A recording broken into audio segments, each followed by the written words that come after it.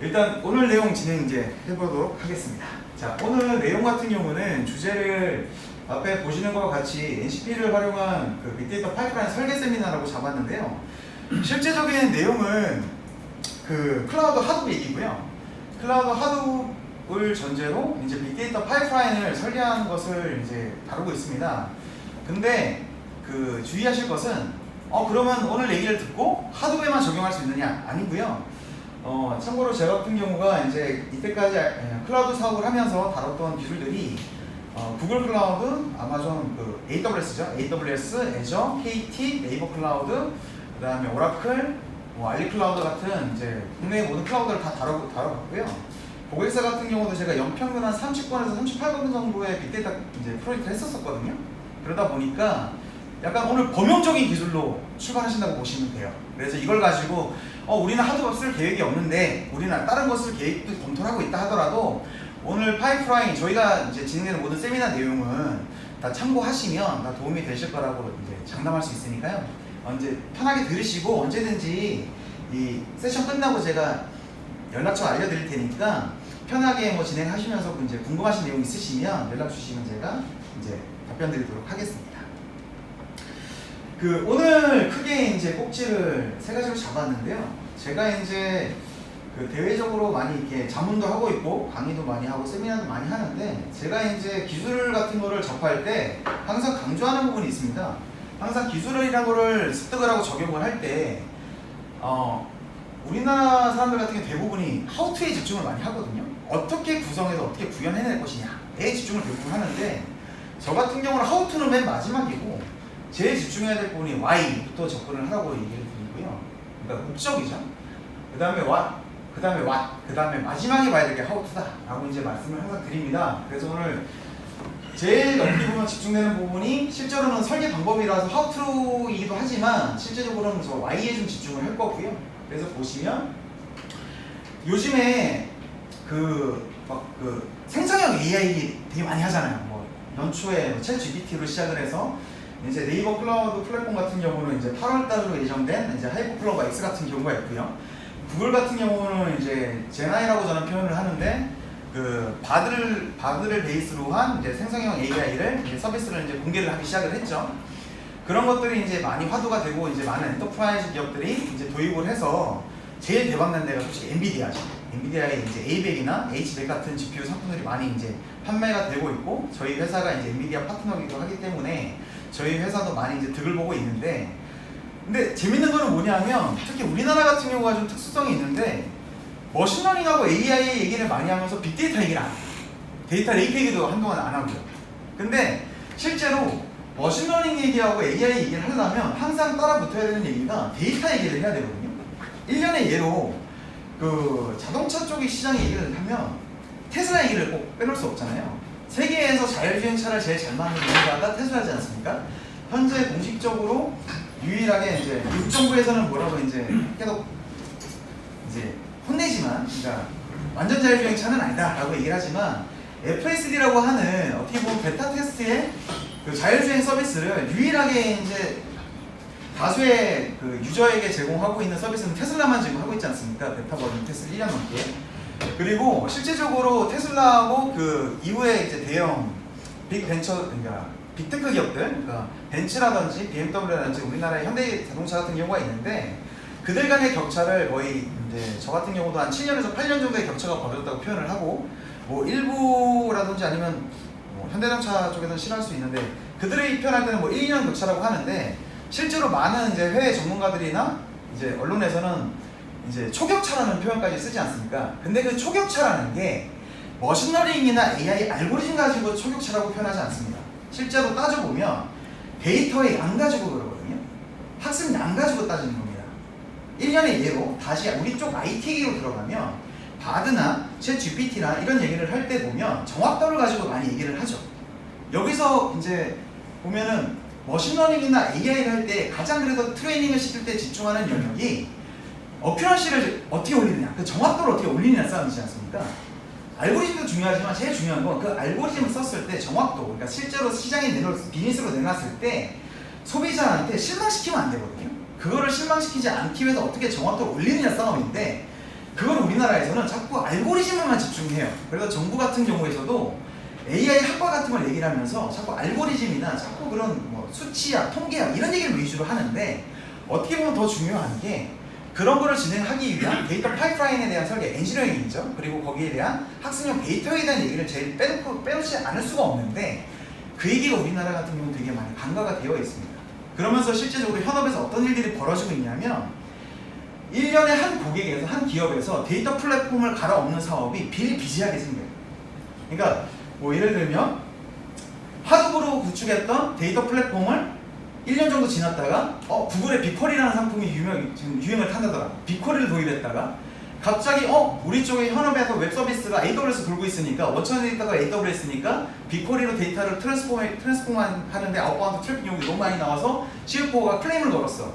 이거 없애. 그래서 어쩔 수 없이 빅쿼리를 포기하고 AWS에 뭐 레드시프트나 아레나를 쓴다든지, 울며 겨자 먹기로 이런 식의 서비스를 한다거나, 아니면 최근이나 작년 같은 경우에는 갑자기 미국에서 데이터 브릭이라든지 스노우플레이크가 유행을 한대. 그러니까 갑자기 뜬금없이 위에서 야, 스노우플레이크나 데이터 브릭 한번 도입 검토해봐. 대뜸 이렇게 위에서 오더가 내려오는 거예요.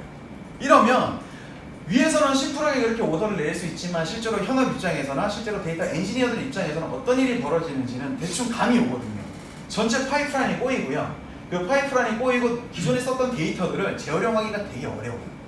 왜 데이터를 활용하기 어렵냐면, 과거에는 이런 빅데이터나 이런 거를 도입한다고 하더라도 사람들이 대부분 정형 데이터에 익숙하지 않습니까? 그러다 보니까 데이터 플랫폼을 만들어서 구현을 해낼 때 비정형 데이터로 인정을 하고 처리를 했어야 되는데 다 정형화 시켜서 처리를 했었어요. 그런데 이제 어느 정도 그것도 과도기가 좀 있었거든요. 국내에 2017, 18, 19, 20년도를 거치면서 과도기를 좀 겪으면서 지금 일부 잘 쓰는 고객들은 그걸 좀 이쁘게 쓰시고, 대부분의 고객분들은 아직도 정형과 비정형의 중간 레벨을 쓰고 계시는 상황인데, 그 단계에서 그 기업이라든지 사회적인 이런 분위기에 휩쓸려가지고 파이프라인이라든지 이런 그 내부의 체계가 어느 정도 확정되지도 않고 확립되지 않은 상태에서 전체를 흔드는 이런 오더들이 내려온다고 했을 때, 데이터가 이제 다시 이제 속된 말로 왁구라고 하죠. 그 왁구가 틀어져 버려요. 그럼 어떤 일이 벌어지냐면, 기존 데이터를 이거를 다시 재활용할 수 있어? 이거를 뭐 할 수 있어, 할 수 없어, 이 판단이 안 서니까 어떤 일이 벌어지냐면 일단 버려. 새로 담아. 과거에 다시 일단 원천 데이터는 어딘가 담겨 있으니까 이거를 그냥 재정지해서 담는 게 더 편해. 이런 식으로 돼서 했던 프로젝트가 사용하는 플랫폼과 솔루션만 바뀌어갖고 새로운 프로젝트를 또 크게 해. 그러니까 엔지니어도 그것 때문에 고생을 하고 있는데, 끝단에 있는 데이터 사이언티스트 분들은 어떤 얘기를 항상 하시냐면, 앞에서 데이터를 안 주니까 우리 쪽에서 할 일이 없습니다. 우리는 준비가 되어 있는데, 기승전 제일 심하신 분들은 우리는 엑셀만 주면, 데이터만 주면은 뭐든지 돌려줄 수 있는데 걔네가 안 주고 있어요. 이걸로 해서 맨날 지금도 티키타카 하시는 고객분들이 꽤 많으시지. 이게 대부분 발생되는 이유가 how to 때문에 발생하는 게 아니고 why 때문에 발생을 하거든요. 그래서 그게 이제 why고요. why 같은 경우는 또 그런 거예요. 그 잘 갖춰진 데이터 플랫폼이란, 제가 두 줄로 정리했는데, 무엇을 갖춰야 하는가, 잘 갖춰진 플랫폼으로 무엇을 할 수 있는가를 어느 정도 데이터 플랫폼을 구축하는 이제 목표를 처음에 잡아놓고 딱 솔루션이나 플랫폼을 선정을 할 때 보면 이 두 가지 기준이 명확해야 되는데, 대부분의 우리나라 또 기업 같은 경우도 제가 프로젝트를 많이 하면서 느낀 게 뭐냐면, 약간 정치적인 성격으로 결정이 된다거나 아니면 비용적인 성격으로 많이 결정이 되죠. 그래서 막상 또 도입하면 어떤 문제가 또 생기냐면, 일단 도입해서 POC나 BMT나 아니면 파일럿 프로젝트까지는 잘 끝나요. 그리고 운 좋으면 딱 도입 이후에 6개월에서 1년까지 잘 운영되시는 분들도 있어요.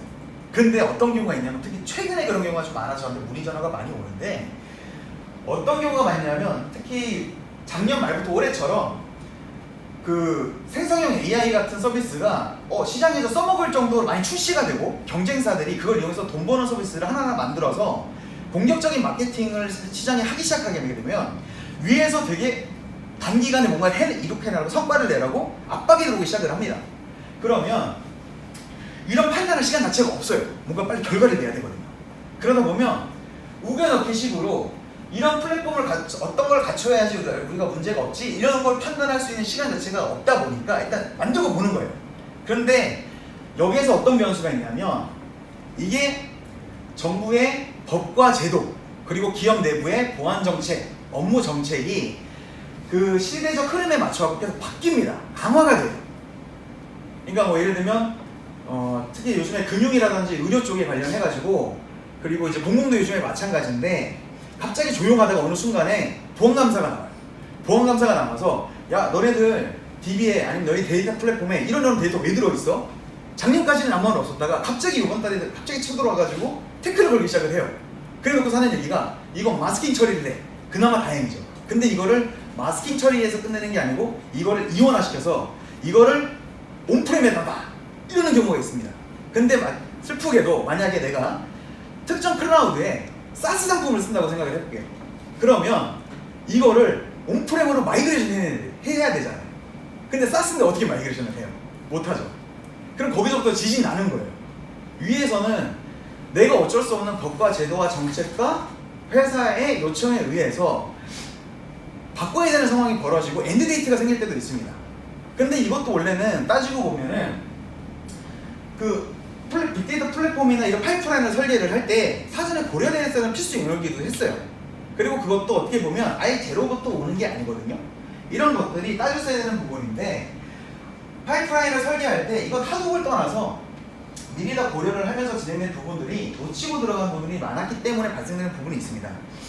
그런 것들을 다 어느 정도 판단을 하고 나서 그 다음에 맨 마지막에 실제로 파이프라인 설계 엔지니어링이죠. 그러니까 아키텍처를 그리고 파이프라인을 설계를 하고 거기에 대해서 실제적으로 어떻게 세팅해 나갈 것인지 그리고 세팅된 그런 플랫폼 상에서 어떻게 데이터 스트럭처 모델링이죠. 모델링을 해서 우리가 분석적인 기법들을 쓸 것인지를 이제 하우투를 잡아야 되는데 우리나라 같은 경우에는 이제 정리를 하면 시대적 흐름에 맞도록 그리고 약간 그 정치적인 상황 그다음에 비용적인 부분에 맞춰가지고 되게 시급하게 Y에 대한 골이 잡힙니다.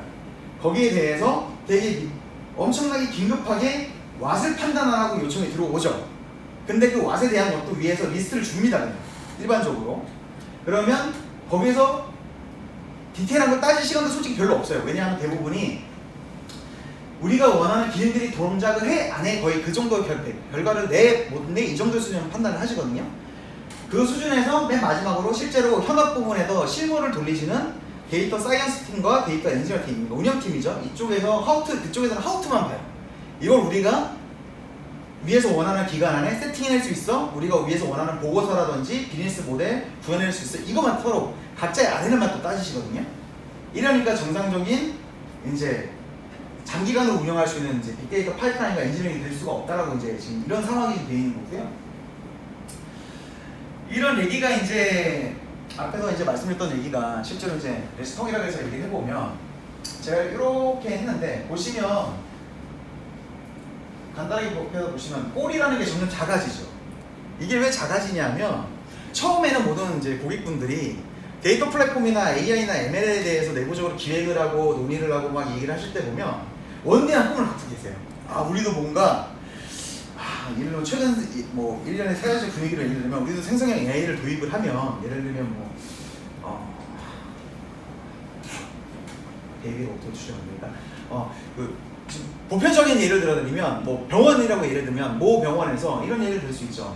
예를 들면 우리가 의료 진단 서비스를 챗 GPT 같은 걸 써서 생성형 AI 서비스 같은 걸 기술을 도입을 하면 우리가 꿈꿔왔던 의료 진단 같은 거를 예를 들면 우리가 예전에 심심이라는 거 그러니까 저도 나름 이제 나이가 40대 중반을 향해 달려가고 있는데 저 때는 제가 어렸을 때는 심심이라는 채팅 프로그램이 있었거든요.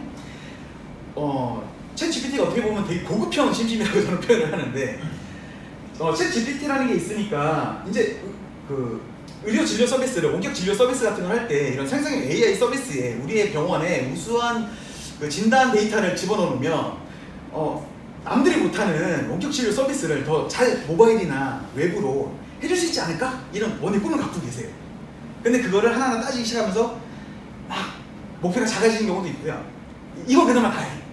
근데 원대한 꿈을 갖고 있는데 여기에 이제 이 꿈을 이제 옆에서 이제 살살살 얘기를 하기 시작을 하시면 주위에 이제 저와 같은 사람들이 붙습니다. 왜? 돈을 벌어야 되니까. 이제 이런 기술로 가능합니다. 저런 기술로 가능합니다. 돈 벌어야 되잖아요. 영업을 하고 컨설팅을 하고 그러면 그분들은 기술을 잘 모르시니까 다 될 것만 같죠. 꿈과 희망이 이제 샘솟습니다. 근데 문제는 뭐냐면 그러면서 그분들 공부를 하시잖아요. 그리고 그렇게 떠드는 사람들한테 쟤네들은 저게 맞다는데 쟤네들은 저게 맞다는데 그럼 또 누구는 저거 안 된다는데 이러면 그 꿈과 희망들이 일부 필터링도 되고요. 일부는 조각도 납니다. 그러면서 그 중에 진짜 의지가 높으신 분들은 POC를 하세요. 그리고 실제로 뭐 POC도 하시고 파일럿 프로젝트도 하세요. 근데 문제는 그렇게 진행하면서 어떤 일이 발생하냐면 점점 그 목표가 원대한 꿈과 희망이 작아져요. 작아지는 거 괜찮아요. 작아지는데 작아지면 다행이거든요. 작아지면서 명확해져야 되는데 슬픈 건 뭐냐면 작아지면서 최초의 목표가 아닌 다른 목표로 바뀝니다. 어떻게 바뀌냐면 예를 들면 명확해진다는 건 이런 거죠. 내가 만약에 뭐 치과대학교의 교수님이다. 내가 만약에 치과 의사야 라고 하면 내가 예를 들면 그 작아지면서 명확해진다는 게 이런 거예요. 모든 치과에 대한 여러 가지 이제 진단할 수 있는 항목이 있는데 그 중에 내가 사진에 대한 치과 진료에 대한 그 응답만 하겠다라는 식으로 이게 명확해지는 건데 내가 나중에 보면 모든 걸 그냥 다 받아주면서 그냥 값만 싸게 그 시스템으로 그냥 빨리 런칭만 하겠다 이런 식으로 그 목표가 일단 서비스만 빨리 런칭하게만 해준대. 이 꼴이 이런 식으로 우회적으로 바뀌어요. 우리가 경쟁사 다른 병원보다 이 서비스를 했다는 마케팅만 빨리 하면 돼. 이런 식으로 목표가 우회적으로 빨리 이상하게 바뀌는 경우가 있어요. 생색내기식으로. 이런 경우가 제일 안 좋은 케이스인데 왜냐하면 명확해지면 질수록 어떤 일이 발생되냐면 전문가들한테 더 얘기를 하게 되잖아요. 그러면 저 같은 사람들 그런 식으로 얘기를 많이 해요. 그게 현실적으로는 말이죠. 그리고 이게 법적으로는 말이죠. 그리고 이제 그럼 변호사도 붙어요. 필요하면. 그럼 변호사들은 우리나라 의료법에 관련해서도 제약이 되게 많지 않습니까? 그러면 점점 내 꿈과 희망이 아예 없어질 것 같다 라고 하니까 그나마 우회적으로 돌리는 게 그런 거예요. 그러면 최선의 경우는 어떤 거냐면 그나마 기술적으로 명확해지면 진행하시면 좋은데 최악의 경우는 뭐냐면 그게 기술적으로도 명확해지지 않으면서 최초의 목표랑도 어느 정도 맞지 않으면서 생색내고만 끝나는 경우가 제일 안 좋은 케이스예요. 왜? 그러면 그런 분들이 많아지면 많아질수록 어떤 케이스가 되냐? 대표적인 국내 사례로 예를 들면 옛날에 우리나라 같은 경우에 제가 빅데이터를 언제부터 했냐면 2010년부터 했었는데 그때 당시 유명했던 게 국내에 스플렁크라는 게 있습니다. 요즘엔 잘 안 쓰시죠? 그때도 국내에서 하도블 좀 하긴 했었는데 제가 그때도 하도블 좀 봤으니까 스플렁크 지금 쓰는 사람 거의 없잖아요. 그리고 그때도 빅데이터 세미나 되게 많았거든요. 그때 전 세미나 안 했었는데 근데 그때 2010년부터 2015년까지 딱 그때 상황을 보면 한 2011년 한 말부터 2015년까지는 빅데이터 얘기하면 돌맞았어요. 왜? 하면은 돈만 깨진다고. 이거 좋다 그래 도입했는데 진짜 이거는 더 돈 버리는 사업이다 그래가지고 세미나 국내에서 아무도 안 했고요. 아무도 영업하려고 안 들었어요. 근데 2010년 11년만 해도요. 스플렁크 그 판매하겠다고 솔루션 판매하겠다는 업체가 국내에 되게 많이 생겼어요. 지금 우리나라에서 생성형 그 AI 서비스 하겠다는 업체가 한 달에 한 1,700개 정도 생기거든요.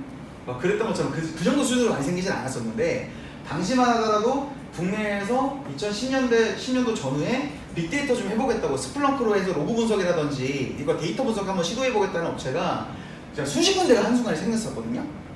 그러니까 오히려 이런 고객 쪽을 어떻게든 제대로 된 걸 좀 작더라도 만들어주면서 퍼뜨려줘야 그게 야금야금 커지면서 시장이 제대로 만들어지는데 오히려 우회적으로 이상한 생색내기식으로만 끝나다 보니까 그게 갈아엎어지다 보니까 무슨 일이 되냐면 실제로 지금도 보면 1년에 다른 예를 들면 이런 경우가 있어요. 이게 우리나라에서 금융이나 엔터프라이즈 이런 데 보면 빅데이터를 이용한 무슨 서비스라고 비즈니스 많이 런칭을 했잖아요. 근데 저도 그렇지만 그런 서비스 쓰시면서 제대로 이걸로 득봤다 하는 경우가 있어요. 대표적으로 은행들이 대부분 하는 게 마이데이터 서비스 많이 하잖아요. 모바일 그 인터넷 뱅킹 같은 거 어플리케이션 깔면 맨날 팝업 뜨는 게 우리 은행에 마이데이터 서비스 가입하시면 무슨 커피 쿠폰 드립니다 이런 거 많이 하잖아요. 근데도 저는 가입 안 해요. 왜냐하면 해도 솔직히 이걸로 해도 뭐가 좋은데 못 느끼거든요. 왜냐면 그리고 어느 은행을 가도요 비슷비슷한 서비스만 해주는 거예요. 똑같은 것만 해줘요. 도대체 마이데이터 서비스라는 걸 해가지고 이것도 빅데이터에 기반으로 하는 건데 나한테 뭔가 체감으로 느껴지는 뭔가 좋은 걸 해준다고 방송에서도 막 이야기가 가끔 나와. 근데 못 느끼거든요. 그러니까 실제로 이게 이렇게 느낄 수 있도록 골을 잘 잡고 출발을 해야 되는데 이게 어느 순간 변질이 됐다고 저는 보거든요. 이게 그러니까 좀 명확하게 이제 목표를 잡고 진행을 해야 되는 게 있고요. 그리고 이제 Y에 대해서 강감은 벌어지는 게 대표적으로 이런 것들입니다. 그러니까 Y 그 목표를 따지면서 그 명확하게 갈 때 중요한 게 그 앞에 보신 이런 것들이에요. 그러니까 항상 목표를 할 때 명확하게 따져야 될 게 실제로 그 현실이잖아요. 현실적인 부분이 이런 비용과 성능 보완, 그 다음에 어떻게 기술이 종속되는지, 그리고 법과 제도 다 영향받는 거거든요. 내가 힘들게 돈 들여서 만들어 놨는데요. 실제로 이거를 만들고 잘 만들어서 이걸로 돈 좀 벌어보려고 했더니 예를 들면 이제 그 내가 시장에서 멀티클라우드 얘기해서 멀티클라우드 만들었더니 갑자기 그 멀티클라우드 간의 데이터를 통신하는 걸로 인해서 아웃바운드 트래픽 요금이 기하급수적으로 많이 나와. 예를 들면 제가 예전에 그 컨설팅을 하는데 한 달에 그 고객사 같은 경우에는 아웃바운드 트래픽 요금만 1억이 나와요. 근데 그 비용을 없앨 수가 없어요. 왜냐하면 아키텍처가 클라우드 프로바이더 종속적으로 구성이 됐기 때문에 그 파이프라인을 해제를 못 시키는 거예요. 1억은 무조건 내는 거예요. 이런 상황이 생기고 앞에서 말씀드린 법과 제도도 마찬가지예요. 만약에 내가 법과 제도를 안 따지고 그냥 그 전문가를 만나 무조건 믿고 한 사람의 말만 믿고 무조건 들어갔다가 종속적인 아키텍처를 딱 짜버렸는데 그거를 만약에 정부라든지 기업에서 정책이 생겨가지고 이거를 만약에 하이브리드로 바꾼다든지 딴 쪽으로 마이그레이션해야 되는데 그럼 못한다? 법과 제도는 만들어지고 있는데 이래버리면 다 갈아엎어야 되는 거잖아요. 이런 것들이 원래 Y 목표를 따질 때 이거 진행할 수 없냐가 how to 때 따지시거든요 대부분. 근데 원래는 목표를 잡을 때 실현 가능한 목표냐 이때 원래 따져야 되는 거거든요. 두 번째로 What인데 What부터는 금방 갈 수 있습니다. What 같은 경우는 솔직히 되게 심플해요. What 같은 경우는 이제 데이터 영역 부분만 신경 쓰시면 돼요. 그러니까 크게 보면 데이터 플랫폼이라는 게 빅데이터 부분이나 레이크도 마찬가지인데요. 크게 구성 요소가 세 가지입니다. 데이터 웨어하우스, 데이터 마트, 데이터 거버넌스 영역이 있는데 여기서 아날로그적인 부분은 솔직히 데이터 거버넌스 영역밖에 없어요. 정책적인 부분에 관여를 같이 하거든요. 표준화 영역을 포함해서 운영을 어떻게 할 거냐, 데이터 표준화 어떻게 할 거냐 이런 부분들이 다 데이터 거버넌스에 들어가 있는 부분이고요. 근데 이것도 대부분의 데이터 플랫폼 그 프로젝트나 이제 머신러닝 이해할 때도 마찬가지인데 데이터 거버넌스 얘기 요즘에는 좀 하시던데 대부분 이것도 안 따지세요. 와서에서 안 따지시고 웨어하우스 같은 경우에서도 어떤 걸 많이 안 따지시냐면 웨어하우스 그래 데이터 웨어하우스 우리 요번에 만드는데 만드는 게 중요한 게 아니고 예를 들면 뎁스를 얼마나 많이 만들 거냐. 예를 들면 되게 1차원적인 웨어하우스가 있고 2차원, 3차원적인 게 있는데 1년의 예로 그 실제 클라우드 프로바이더로 예를 들어드리면 전 세계에서 가장 많이 사용되고 있는 모우 클라우드 같은 경우에는 거기에 있는 파스 서비스를 이용해서 파스나 사스 서비스 빅데이터 플랫폼을 구축해서 서비스를 하고 싶으면 전제 요건이 오브젝트 스토리지를 맨 앞에 무조건 강제화시켜서 넣어야 됩니다. 거기에 1차적으로 모든 로우 데이터가 들어와야 돼요. 그럼 이게 1차 DW가 되죠. 그리고 그 뒤에서 모든 분석기라든지 2차, 3차 DW가 다 붙어요. 근데 고객자 입장에서는 예를 들면 이렇게 구성하실 수가 있어요. 누구는 그 S3라고 하는 이름을 쓰죠. 요즘에는 네이버도 S3라고 부르니까. 그 S3라고 불리우는 오브젝트 스토리지를 1차 DW만 놓고 우리 DW 하나라고 얘기를 하는데 실제로 그 아키텍처를 뜯어보면 그 서비스들도 뒤에 있는 분석기라든지 뒷단에서 2차, 3차 DW를 따로 또 다 갖고 계세요. 근데 이게 무슨 문제가 있냐면 실제로 활용 단계에서 계속 운영하고 있잖아요.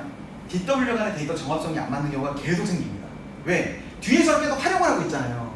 활용하는 단계에서 데이터를 계속 바꿔나가시거든요. 그러면서 왜냐면 이게 가변적으로 써나가니까. 근데 자꾸 쓰면서 건드려나가는 데이터는 계속 업데이트를 치세요. 근데 앞에 있는 AS로 1차원적인 AS로 한번 크롤링에다 담아놓고 나면 안 건들거든요. 뒤에서 한번 갖다 쓰고 나가지. 그러니까 맨 앞에 있는 애하고 맨 뒤에 있는 DW랑은 데이터가 점점 안 맞아요. 그러면 제가 다시 반문해요. 뒤에 있는 애가 그럼 마트예요? 웨어하우스예요? 물어보면 고객 입장에서 이것도 웨어하우스래요. 근데 되게 모호한 역할 되는 애가 있거든요. 웨어하우스랑 마트랑 역할이 되게 모호하게 역할 구분을 해서 가시는 경우가 있어요. 그러니까 이런 역할에 대한 부분이 왓에서 정의를 미리 어느 정도 하고 들어가야 돼요. 이런 경우가 또 많은 게 뭐가 있냐면 그 DW를 처음에 만드실 때 그 앞에 처음에 서두에 말씀드린 것처럼 우리나라 사람들이나 외국도 마찬가지인데 비정형 데이터에 익숙하지 않으시다 보니까 1차 DW를 그 정형 데이터베이스로 만드시는 경우도 많습니다. 그러니까 그럼 정형 데이터베이스를 딱 만들어 놓고요. 처리를 막 하시다가 나중에 더 뒤에서 비정형 처리랑 묶어갖고 연기 분석하시는 경우도 나중에 나와요. 실제로 지금 그런 것도 많거든요. 그러면 DW 거기도 두 개가 되는 거예요. 앞에 기존에서 계속 운영하시던 RDB 형태의 정형 DW가 하나 있는 거고 뒤에서 별도의 또 2차 DW가 있는데 실제로는 그 사이에 비정형 데이터를 어디선가 받아서 머지라는 거잖아요. 실제로는 이 말 과정에서 DW 3개가 있는 겁니다. 그럼 이 3개 사이에서 가장 많이 나중에 변할 수 있는 거는 맨 뒤에 머지된 얘겠죠.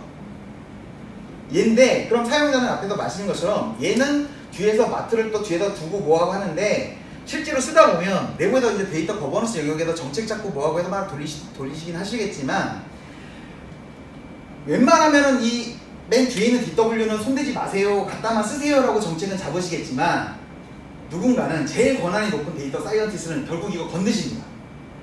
건들 수밖에 없어요. 왜? 위에서 빨리 뭔가 만들어내 하면은 제일 많은 정보는 머지된 이 DW거든요. 그러면 결국에 또 앞이랑 또 정합성 체크를 해야 돼요. 그러니까 이거에 대한 부분도 역할도 왓을 할 때 미리 사전에 모든 식별되진 않거든요. 대신에 기본 역할 자체는 부여를 왓에서 해주셔야 돼요. 이 장표 같은 경우는 제가 나중에 그 세미나 끝나고 그 아마 7월 중에 오늘 참여하신 분들한테는 오늘 발표 자료를 공유해드릴게요. 근데 이 장표는 제가 다 공유를 해드릴지 못할지는 모르겠어요. 좀 민감한 장표라서. 근데 이걸 다 설명드리면 남은 시간에 설명이 안 끝나서 간단히 요약해드리면 사람들이 이거를 이제 저같이 이제 국내에서 이제 빅데이터나 머신러닝을 전문으로 한다는 사람들이 원래 이런 거를 이제 실제 엔드 유저한테 설명을 명확하게 해줘야 되는 잘 안 하는 부분인데요. 이제 빅데이터 플랫폼 같은 경우를 구성을 할 때 그 플랫폼 구성 환경에 대해서 장단점을 제가 좀 간단하게 정리를 해놓은 거고요. 결론적으로 말해서 그 온프레임 같은 경우는 모든 걸 내가 원하는 대로 할 수 있죠. 대신 제일 어렵고 관리하기도 제일 힘들어요. 별로 추천하진 않지만 능력되면은 이렇게 가죠. 이렇게 지금 하는 데가 이제 테슬라, 구글이 이렇게 하고 있죠. 이아스 같은 경우가 이제 온프레임하고 이제 비슷한데 차이점은 그거라고 보시면 돼요. 이제 클라우드 베이스니까 내가 원하는 시스템을 온프레임은 선적해와서 서버가 오면은 내가 집어넣어서 하는 게 이제 온프레임이고 이아스 같은 경우는 클라우드니까 내가 그냥 신청해서 서버 작업 받아갖고 만드는 건데 거기 또 다른 차이점은 온프레임은 내가 모든 걸 내 맘대로 할 수 있는 대신에 이아스는 그 클라우드 플랫폼 내에서 활용하는 범주 내에서만 내 맘대로 이 차이가 있는 거고요. 파스 같은 경우가 제가 가장 추천드리는 형태죠. 제가 여기서 제일 추천드리는 형태가 파스랑 이제 파스 플러스 하이브리드인데 파스 같은 경우가 내가 원하는 형태를 어느 정도 클라우드 프로바이더가 플랫폼 형태로만 제공을 하는 거예요. 그러니까 어느 정도 내가 핸들링도 가능한데 이게 어느 정도 내가 무종속적인 플랫폼을 쓰게 되면 필요한 경우에는 이걸 온프레임으로 내릴 수까지 있어요. 이게 이제 파스헤더의 장점이고요. 사스 같은 경우는 단기간에 뭔가를 하기 진짜 좋아요. 근데 단점이 있어요. 제일 큰 단점이 뭐가 있냐면 종속이 너무 세게 걸려요. 종속이 너무 세게 걸려서 내가 법과 제조 때문에 만약에 이거를 온프레임으로 내려야 된다고 했을 때 그 상품을 온프레임에 내릴 수 있도록 판매사에서 제공을 안 하면 울며 겨자 먹기로 그걸 버려야 돼요. 대표적인 제일 슬픈 애가 제가 이제 국내에서 아마 빅쿼리 제일 많이 팔았을 텐데 구글의 빅쿼리를 온프레임으로 내리고 싶어요 하면 할 방법이 없어요. 근데 오늘 제가 이제 빅쿼리 하는 법 알려드릴게요. 하도를 하면 돼요. 하는 거 알려드릴 거고. 근데 그리고 하이브리드 클라우드가 제가 제일 권장하는 부분인 거고 이제 하이브리드 클라우드는 아마 대부분이 앞으로 우리 국내 대부분은 데이터 플랫폼을 하이브리드로 가실 수밖에 없을 텐데 이유는 그 개인정보 보호법 때문에 민감 정보라든 이런 거는 다 온프레임에 놓는 게 제일 편하거든요. 그게 제일 안정적이고 그리고 데이터 플랫폼의 가장 큰 리스크가 뭐냐면 기업이랑 고객 입장에서 가장 큰 리스크가 뭐냐면 그 규모 산정이 안 돼요. 첫 번째가 최소는 얼마큼 준비를 해야 되는 것과 최대 얼마큼 확장이 될지 몰라요. 근데 온프렘을 하게 되면 항상 ROI를 따져야 되잖아요. TCO랑 이걸 가늠이 안 돼요. 그렇기 때문에 그 확장 영역이라든지 테스트 영역은 그냥 클라우드 쓰시고요. 민감 영역만 온프렘 쓰세요. 그러다가 퍼블릭 영역에서 있는 영역에서 굳이 그 온프렘 내고 싶다 그러면 이렇게 내리시면 되거든요. 제가 이건 2017년부터 이런 대회 세미나에서 계속 강조했던 부분이고 실제로 외국에서는 다 이렇게 쓰고 있어요. 이렇게 쓰시면 되고 제가 제일 비건정하는 게 사스도 아니고 멀티클라우드예요. 멀티클라우드는 왜 그러냐면 오죽하면 제가 뭐라고 표현했냐면 왠지 멋져 보인다, 있어 보인다. 이게 장점이에요. 왜 그러냐면 앞에서 제가 예를 들어드린 것처럼 아무 생각 없이 멀티클라우드가 대세인 것 같으니까 했다가 아웃바운드 대표적인 아웃바운드 트래픽입니다. 이거는 어떻게 핸들링이 안 돼요. 대부분의 클라우드 프로바이더들이 제공하는 서비스들은 인바운드 트래픽은 무료입니다. 하지만 아웃바운드 트래픽인 경우는 유료거든요. 그러면 그 말은 무슨 말이냐면 내가 사용하고 있는 데이터 플랫폼이 활성화가 되면 활성화가 될수록 데이터의 흐름이 많겠죠. 그러면 거기에 대한 요금을 내가 어떻게 제어를 못해요. 아웃바운드에 대한 요금을. 그런데 내가 제어를 할 수 있다라고 하시면 멀티클라우드 괜찮죠. 근데 현재 비용 구조상 제가 그걸 해결하신 분을 못 봤어요. 저도 해결하려고 되게 노력을 많이 했는데 그게 주객 전도를 시킬 수가 없어요. 주객 전도를 시키려면 고객사가 만약에 예를 들면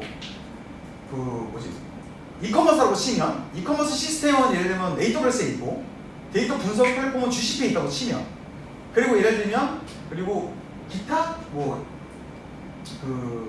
HR 시스템은 네이버 클라우드에 있다 이렇게 칠게요.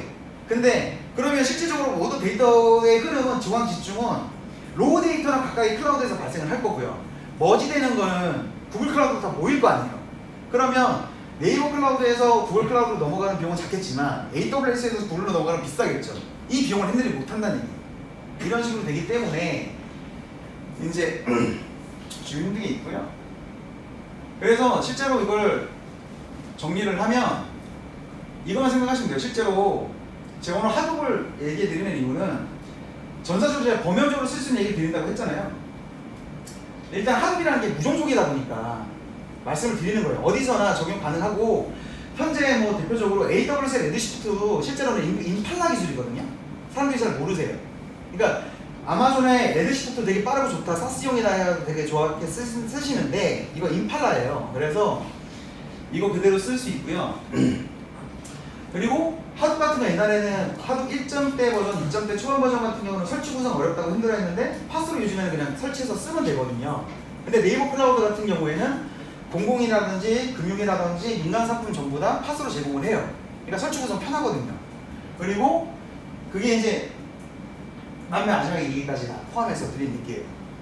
자, 시간이 그래도 10분을 오늘 줄여버리셔가지고 실제로 이제 하우투 얘기로 가면 이게 기본적으로 앞에 보시는 게 기본적인 데이터 플랫폼에 어떤 솔루션을 쓰시건 어떤 플랫폼을 그쪽에서 하시건 기본적인 데이터 플랫폼에 파이프라인이거든요. 이걸 제가 2017년도부터 수많은 세미나에서 이걸 표준화시켜서 공개를 하고 있었고 전처리, 웨어하우스, 후처리, 데이터 마트, 그 다음에 시각화로 가거나 아니면 머신러닝 AI 이렇게 빠지는 게 이 기본 흐름이거든요. 근데 여기다 약간 변수는 있습니다. 변수도 제가 표현을 해놨고 변수 같은 경우는 이 안에서 장표에도 이제 보여드리면 머신러닝이나 AI 같은 경우에 별도의 이 데이터 마트, 트레이닝 데이터를 별도로 필요한 것만 빼가지고 돌릴 경우에 이렇게 이 아이를 타는 거고요. 아니면 대규모로 돌리는 경우가 있어요. 그냥 트레이닝 데이터를 웨어하우스를 별도로 구축해서 직접 당기시는 경우 있거든요. 이렇게 쓰시는 경우 이런 경우가 하나가 있고 시각화 같은 경우에는 데이터 사이언티스트 분들 중에 일부가 직접 웨어하우스 건드시는 분들이 많아요. 그래서 여기서 DW를 단계를 여러 개를 만드시면 위험하다는 게 요 노란색 윗분들 때문에 분들은 위험해요. 이분이 직접 데이터를 바꿔버려서 힘든 거고 여기서는 박스가 하나씩만 그렸지만 실제적으로 이 박스들은 여러 개가 나올 수 있죠. 근데 전체 기본 흐름은 여기에 준하게 간다. 그래서 여기는 오늘 기초 세미나라서 여기서 다른 케이스는 안 넣는데 실시간이냐 배치냐에 따라서 약간 더 변수가 있는 게 마트가 아예 전철이 바로 뒤에 붙어서 가는 경우도 있습니다. 그런 경우는 뭐냐면 초고성능 스트리밍 처리할 때 웨어하우스 자체가 아무리 빨라봤자 웨어하우스는 또 웨어하우스만의 약간 단점이 있거든요. 약간 그러니까 웨어하우스 자체로 처리를 하면 100% 실시간이 너무 힘들어요. 그러니까 준실시간이라고 표현을 하거든요. 근데 기업 입장에서 서비스를 할 때 준실시간도 마음에 안 들어. 우리는 거의 완벽한 실시간을 원해 하는 경우에 서비스를 원하시는 분들이 있어요. 그런 경우에는 데이터 마트를 되게 센 놈을 갖다가 앞에다 넣어가지고 연결하시는 경우도 있어요. 제가 그렇게 구현하는 고객도 있거든요. 그래서 그래 놓고 이렇게 사선으로 엮어버리는 경우도 있어요. 1년의 예로 앞에 있는 과정을 가지고 오픈소스로 이걸 하시면 되는데, 만약 이거 같은 경우는 이대로 참조하셔가지고 나중에 하시면 되고, 제가 예전에 이거 2017년도에 버전으로 그렸던 거 지금 제가 이번에 이거 장표 만들면서 새 버전으로 바꿨고요. 이거 다 현재 자리 가시면은 이거로 오픈소스 그냥 이대로 구성하신 파이프라인 잡으시면 이게 베이스 파이프라인이랑 하드으로 하신다 그러면 되는데, 이거 그냥 리눅스 서버고요. 이 플럼2D는 전처리입니다. 그냥 수십 개를 풀러. 이게 얘예요. 예를 들면 여기 나이파이 쓰셔도 되고 엠벌크 쓰셔도 되고, 저희 요거 오늘 데모에는 플럼 썼거든요. 플럼 같은 거 쓰시면 되고, 이 하드 HDFS가 아니라 하드예요. 하드 그 데이터 파일 시스템이고, 여기는 약간 배치라고 보시면 돼요. 여기는 배치 플로우고, 오른쪽이 실시간 스트리밍 영역인데, 여기는 이제 메시지 큐요, 카프카. 요즘에 카프카 가지고 메시지 큐 플러스로 크롤러로도 쓰시죠. 저는 그 개인적으로 되게 반대하는 입장이고요. 그래서 나중에 기회 되면 오늘 말고 다음에 설명드릴게요. 메시지 큐를 받은 다음에 실제로 여기서는 얘가 스팍 스트리밍이라고 하는, 이거는 그 실시간 스트리밍용 처리기고요. 뒤에는 이거는 이제 비정형 분석기로는 되게 힘들잖아요. 맨유리스 써야 되는데 저도 맨유리스 힘들어서 못 써요. 대부분이 정형 분석을 쓰기를 원하잖아요. 그러니까 네이버 클라우드 플랫폼 같은 경우에는 디폴트로 설치하시면은 체크박스 딱 누르시면 임팔라 그냥 세팅 되거든요. 이따 보여드릴 건데, 그냥 임팔라 쓰시면 되고, 대부분이 하드 기존에 써보신 분들은 많이들 하이브 쓰시는데, 네이버 클라우드 하드 같은 경우는 임팔라 그냥 클릭해서 만드실 수 있으니까 임팔라 권장드립니다. 훨씬 빠르니까 임팔라 그냥 쓰시면 돼요. 그리고 머신러닝 같은 거 쓰실 분들은 요즘에 주피터 노트북 많이 쓰시잖아요. 저도 이렇게 쓰는데 그냥 원하시는 데다 꽂아갖고 쓰시면 돼요. 이 구조가 기본적인 흐름이고요. 제가 오늘 이 장표, 아이고 시간이 한 4분 오버됐는데 2분만 더 쓸게요. 제가 이 장표를 만들 때 실제로 여기 왔는데 앞에는 너무 개론적인 부분이 다 하셔가지고 그럴까봐 힘준 부분이 마지막 요건데, 실제로 제 노하우를 기초 부분에서 다 넣은 게 요거 여기거든요. 이 부분은 뭐냐면 실제로 파이프라인을 만드실 때 대부분 놓치는 부분에 대한 설명을 여기에 넣습니다. 무슨 내용이냐면, 보시면 제가 색깔을 구분을 해놨어요. 하나, 둘, 셋, 네 가지 색으로 구분을 해놨는데, 실제로 제가 이렇게 박스친 영역이 여러분들이 빅데이터 플랫폼을 만드실 때 저 부분을 어떻게, 제일 중요한, 사람들이 대부분 파이프라인만 잘 만들면 되겠지 생각을 하는데, 이거 잘 만들어서 성공 한다고 저는 안 본다고 했잖아요. 경험적으로. 그래서 실제로 이거를 잘 잡아놔야 이거에 따라서 파이프라인이 나오는 거거든요. 그래서 제가 앞에 40분 동안 이걸 떠든 거예요. 이게 그만큼 중요해요. 대부분이 이거를 간과하고 셋업이라든지 하우투만 계속 생각하셔가지고 이거를 만든 다음에 나중에 이게 식별이 돼서 이것 때문에 갈아엎으시는 경우가 대부분이거든요. 그래서 대체할 수 있는 플러그인이나 코드나 모델링 다시 잡아달라고 저한테 요청이 되게 많아요. 근데 그나마 그게 그 오픈소스면 제가 해드려요. 근데 그게 만약 솔루션이잖아요. 시장에서 파는 그게 아예 사스잖아요. 방법이 없어요. 그런 경우가 너무 많아서 오늘 강조를 좀 하는 거고요. 빨간색 영역은 뭐냐 하면, 이제 제가 빨간색 영역에서 주의할 부분을 써놨는데, 데이터 플랫폼 목표와 수집하고 연계 방법에 따라서 앞에 설명드린 것처럼 웨어하우스하고 마트의 뎁스하고 개수가 결정이 돼요. 어느 정도 완벽하진 않지만. 그리고 많이들 또 얘기를 하시는 게, 어떤 분들은 마트랑 웨어하우스 무조건 하나만 내야 된다 하시는 분도 있고, 어떤 분들은 많아도 상관없다 하시는 분도 있거든요. 그래서 거기다 생각을 버려라. 대신에 1차 DW, 1차 맨 앞단한, 그러니까 대부분의 로우 데이터가 모이는 곳의 정합성은 보장을 시켜라. 이 대전제는 지키도록 파이프라인을 설계하는 기준을 잡으셔라. 그리고 세 번째로는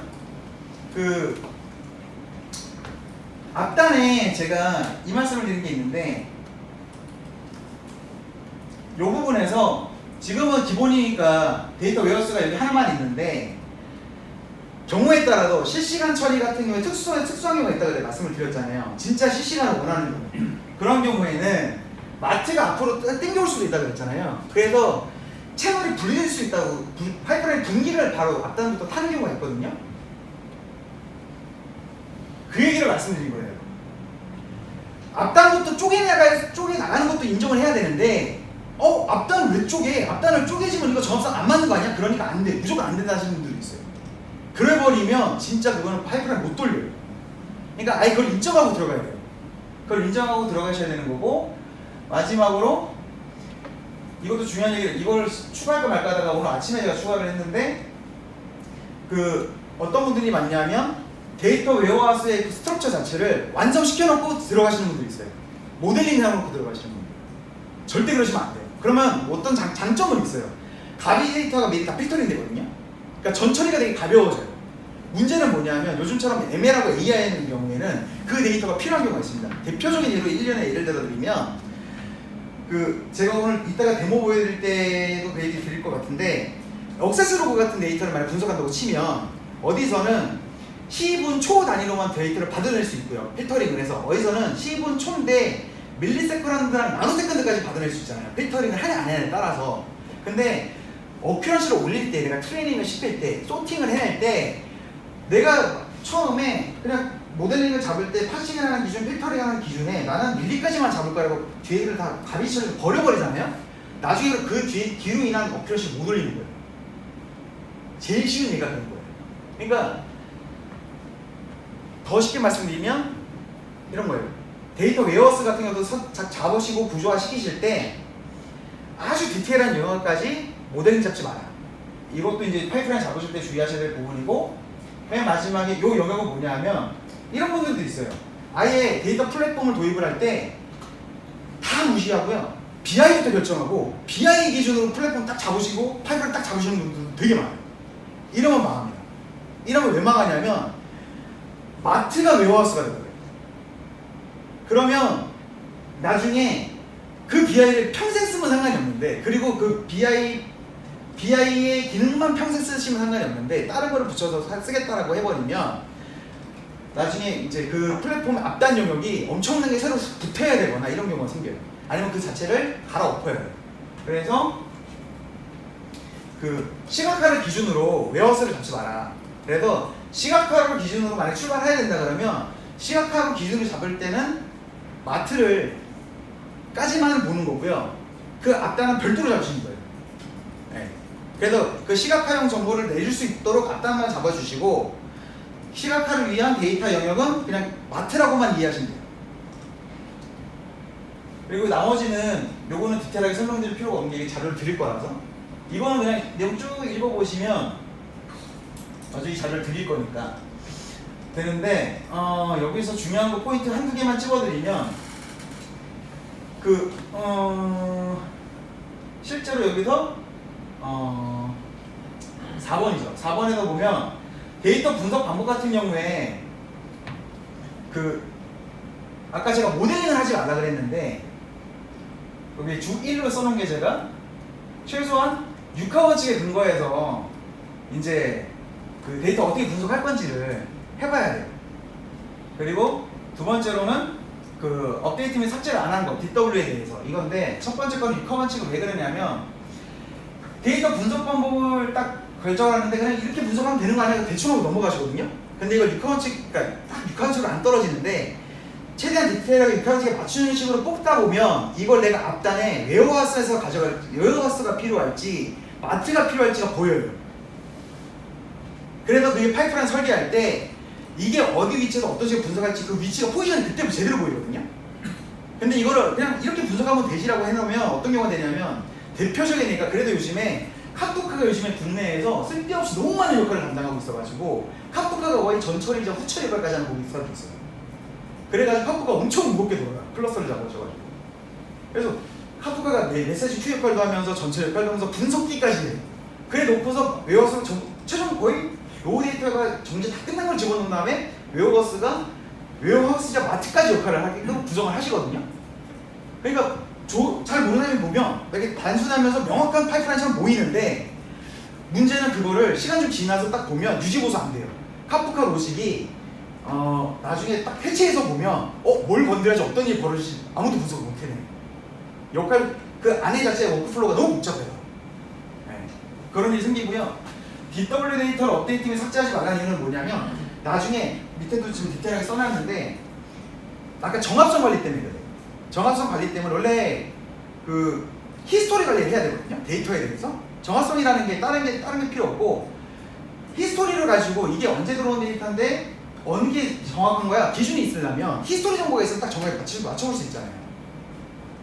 그랬기 때문에 원래 그 비정형 데이터베이스는 전통적으로 지금은 아니지만 과거에는 그 딜리트랑 업데이트 기능이 없었어요. 요즘에는 제공은 이게 플러그인 같은 거 넣으면 이제 서브 에코 같은 거 쓰면 되지만 그래서 DW 같은 경우는 웬만하면 업데이트나 딜리트는 안 쓰도록 구성하시는 게 제일 좋습니다.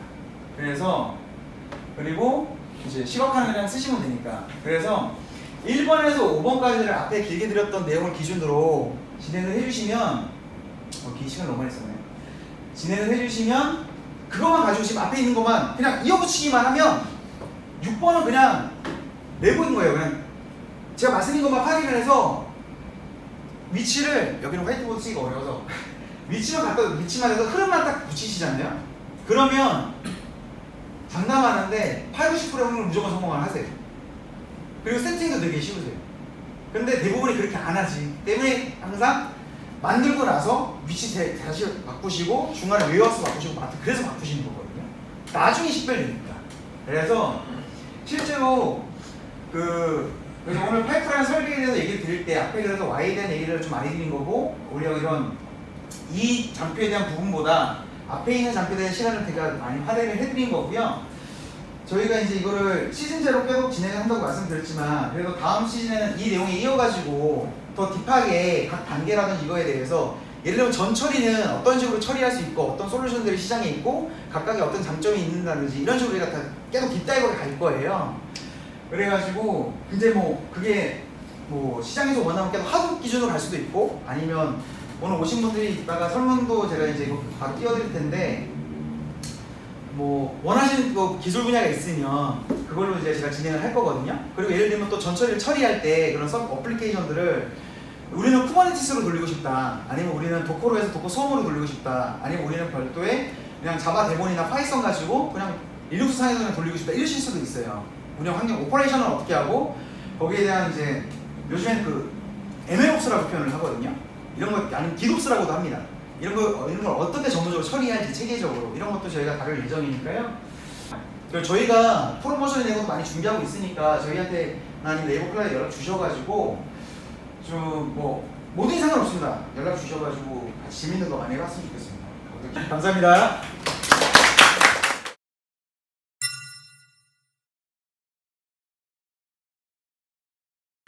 저희가 데모 하둡, 네이버 하둡 클라우드 파스거든요. 하둡으로 구성을 했고요. 진짜 세상이 많이 바뀌었다는 걸 느낀 게 구성하기가 진짜 편하더라고요. 저희 예를 들면 요거 데모 준비를 저희가 저희 팀원들하고 미션을 줬는데 이걸 진행한 저희 팀원 같은 경우가 하둡을 한 번도 안 해본 사람이에요. 근데 처음에 두려움이 많죠. 모든 사람이 하둡이라는 얘기를 들으면 치에 떨잖아요. 저도 옛날에. 근데 실제적으로 이렇게 구성하는데 업무 다 보면서 야근 안 하고 짬짬이 해가지고 한 워킹데이로 3주 걸렸나? 3주를 풀로 매일 한 게 아니고요. 실제적으로 보면 이게 장표 다 공유 드릴 거고 실제적으로 나중에 나중에 가셔서도 하실 수 있게 제가 이렇게 절차라든지 관련된 참고용 링크 다 정리해놨어요. 그래서 나중에 자료 드릴 테니까 연락처 드릴 테니까 궁금하시면 전화주시면 되는데 제가 앞에서 Y와 하우투라고 했잖아요. 저희가 이 데모를 목표를 잡을 때는 뭐가 있냐면 첫 번째로 기초 오늘 세미나니까 하둡이란 거를 다뤄보시는 분도 계시겠지만 좀 처음 하시는 분들을 기준으로 보자 라고 해서 처음 하둡이라는 거를 다뤄보는 사람이 하둡을 쓸 수 있게 하는데 어떤 정도로 쓰게끔 하냐. 그러니까 비정형 데이터를 처리를 함에 있어서 좀 이렇기 때문에 비정형 처리를 통해서 데이터 분석을 하는구나 느낄 수 있도록 하자. 이게 제 목표였어요. 이게 Y였고요. What은 이제 이거죠. 그러니까 이거를 하드를 했던 이유가 앞에 무종속. 제가 이제 예전에 구글로는 이제 빅쿼리를 제일 많이 썼고요. 아마존으로는 제가 레드시프트라든지 EMR도 많이 했었는데, 그러니까 레드시프트나 아데나 쪽을 많이 했었는데, 그런 사스 플랫폼은 종속이 많이 걸리니까. 그러니까 근데 제가 이제 마이크로소프트에서 일하면서 지금 네이버 클라우드 위주로 일을 하고 있는데, 그러니까 공공 쪽이나 민간 금융 쪽을 많이 하고 있는데, 확실히 이제 좀 보안을 더 민감하게 따시다 보니까 이런 퍼블릭 클라우드 플러스 약간 그 보안에서 엄청나게 민감하세요. 그러다 보니까 더더욱 언제든지 무종속으로서 이관 가능한 시스템으로 제안을 드려야 되거든요. 대신에 항상 약간 트레이드 오프인데 이 트레이드 오프도 약간 무시하시잖아요. 엔드유저. 매니지먼트도 최대한 편하게 해주세요. 그러니까 다행히 이제 파스가 있습니다. 근데 생각보다 파스가 너무 잘 구성이 되어 있어가지고 설명을 드리면, 이제 여기 맨 겉단에 있는 파란 박스가 네이버 클라우드 플랫폼을 뜻하고요. 이제 요 안단이 VPC, 이제 버추얼 프라이빗 클라우드 영역입니다. 이 버추얼 프라이빗 클라우드라는 게 뭐냐면, 네이버 클라우드가 크게 그 VPC를 지원하는 그 버전이 있고요. 아예 이 VPC 영역이 없는 버전이 있어요. 근데 저희는 이번에 VPC를 지원하는 영역에서 선언을 했다고 생각하시면 됩니다. 그리고 ACG는 여기 네트워크 보안이라고 생각하시면 되고요. 실제로 저희가 이걸 어떻게 구성했냐면, 그 로그 수집기를 만든 거예요. 하드브로 비정형 데이터를 받아서 로그란 걸 받아가지고 이거를 좀 활용해보자 라는 컨셉을 만들었는데, 그럼 누군가 로그를 발생시켜야겠죠. 이거를 저희는 워드프레스를 썼어요. 워드프레스 많이 얘기는 들어보셨을 텐데, 일반적으로 개인이 많이 사용하는 이제 블로그용 이제 서비스죠. 여기서 이제 저희가 이제 억세스 로그 같은 로그가 발생을 하면, 저희가 이제 앞에서 말씀드린 그 기본 파이프라인 형태 있죠. 전처리, DW, 그다음에 후처리, 데이터 마트, 그다음에 비주얼라이제이션 있는데, 얘가 이제 데이터 발생기 앞에 장표는 없었던, 그럼 얘가 전처리기예요. 그러니까 데이터 수집하는 플룸이고, 그럼 여기가 데이터를 수집을 해서 이 뒤에 있는 파란색 영역 박스가 하드 클러스터 영역입니다. 그래서 보시면 이제 네이버 클라우드는 재밌는 게 엣지 노드라는 영역이 또 있어요. 원래 하드비 크게 마스터 노드 영역이 있고 워커 노드 영역이 두 개가 있는데, 네이버 클라우드는 여기 엣지 노드 영역이 있어요. 그리고 기타로 오브젝트 스토리지 영역이 따로 있거든요.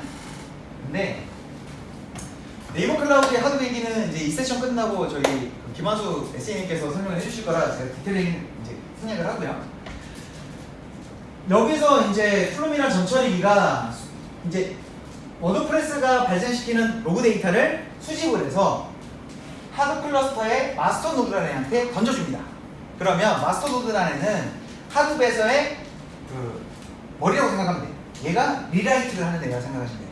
그럼 얘가 받아가지고 워커 노드가 두 대가, 마스터 노드 두 대, 워커 노드 두 대가 있는데, 얘가 데이터를 입력해주세요 라고 쏴주면 얘가 이 안단에 입력해서 저장시켜놓는 식으로 구성이 됐다 보시면 되고요.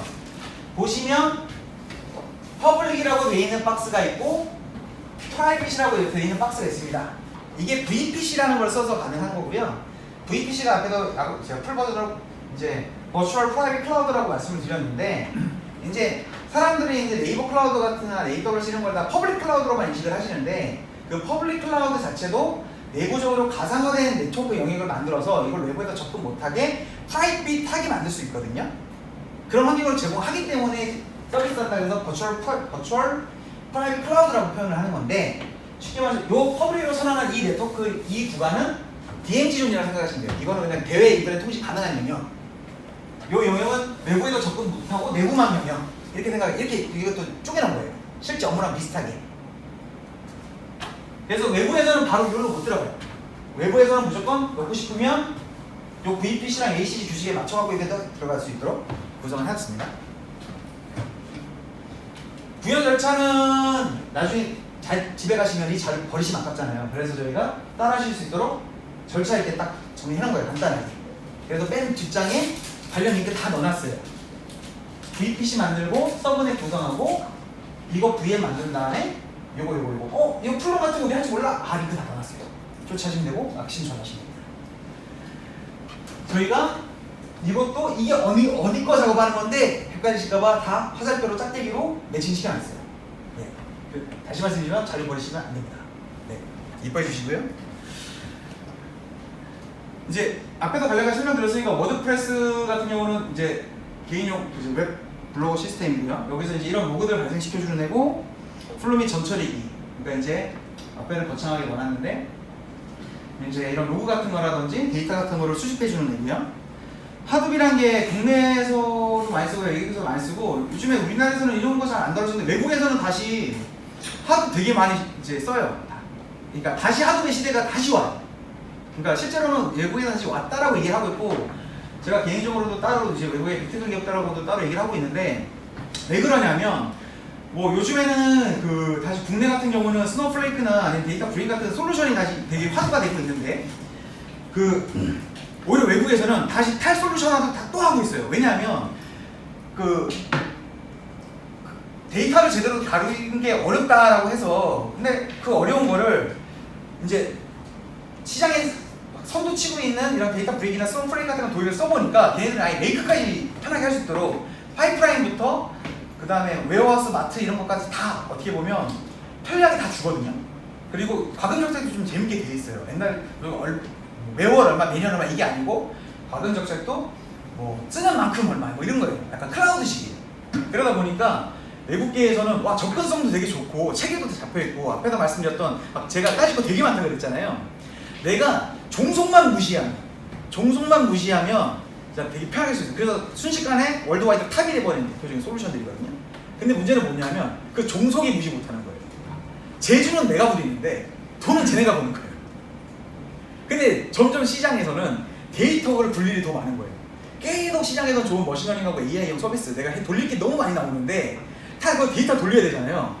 앞단에서 내가 원천 데이터를 긁어낼 것들이 소스 단이 너무 많아져. 그러면 다 붙여야 되잖아요. 파이프라인 늘어나요. 앞단 파이프라인 늘어나요. 그럼 긁어내겠죠. 그러면 웨어하우스에 더 많은 데이터가 들어오고, 그걸 활용하려고 내가 긁어내는 거잖아요. 그럼 뒷단 막 돌려요. 그럼 어떻게 돼요? 이용한 만큼 돈 든다 그랬죠. 그러니까 그 솔루션 비용이 이용 기간으로 돈이 내는 게 아니고 이용 양만큼 돈이 내는 구조거든요. 그러니까 그게 문제는 뭐냐면 그 머신러닝이나 AI 서비스가 무조건 내가 돈을 들인다 그래서 시장에 출시할 수 있는 것도 아니고 성공률도 100% 장담 못 하잖아요. 그리고 그게 재밌는 게 뭐냐면 내가 무슨 서비스를 내버리면 요즘에 추세가 경쟁사가 비싼 거 금방 또 만들어서 돼요. 카피해서. 그놈이에요. 그러니까 요즘에 속도전이거든요. 그래서 요즘에 A백이나 V백 같은 H백이죠. 그 A백이나 H백 같은 GPU가 재고가 없는 거예요. 그러니까 누가 같은 데이터에 안 가지고 누가 빨리 결론 내서 빨리 출시하냐 이 싸움인 거예요.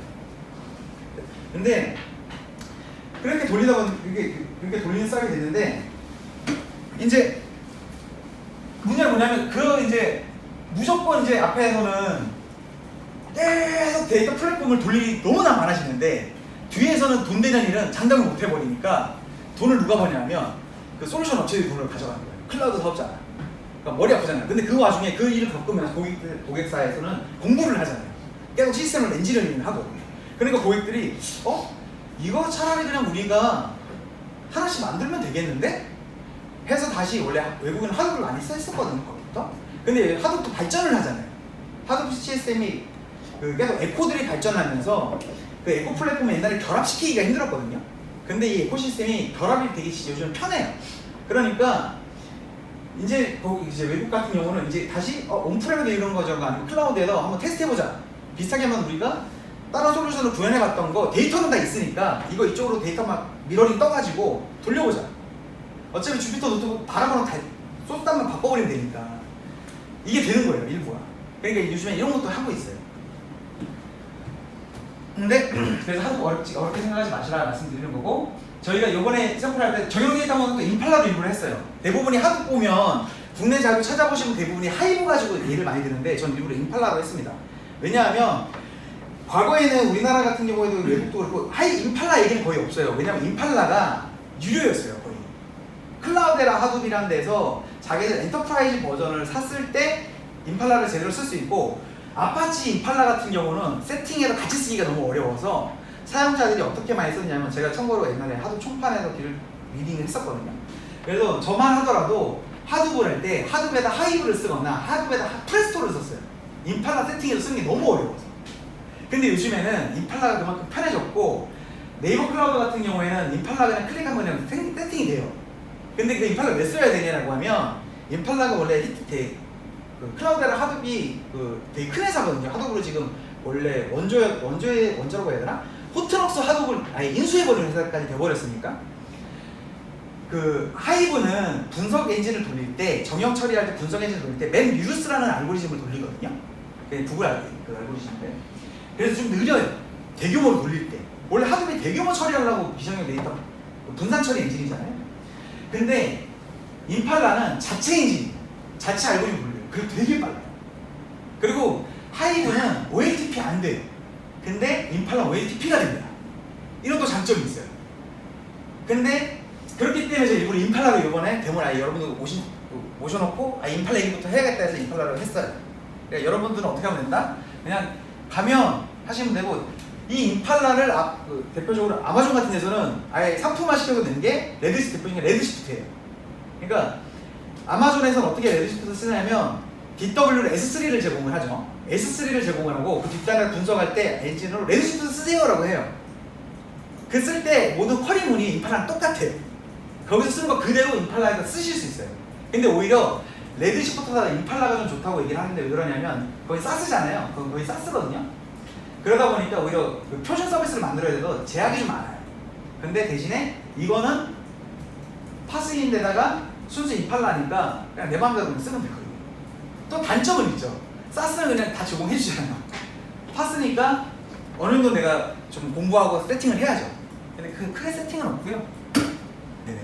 그 네이버 하드 같은 거를 파스로 쓰면 좋은 게 그 하드비 쓰기가 좀 편하다는 게 에코가 되게 잘 되어 있는데 대표적인 에코가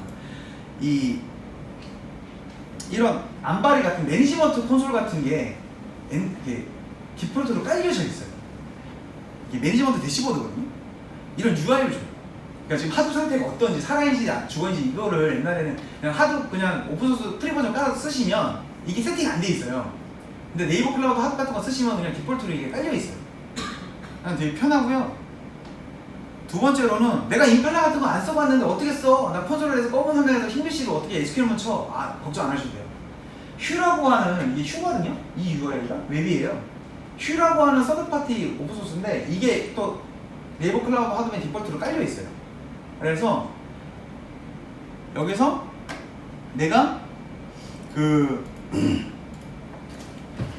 보여드리면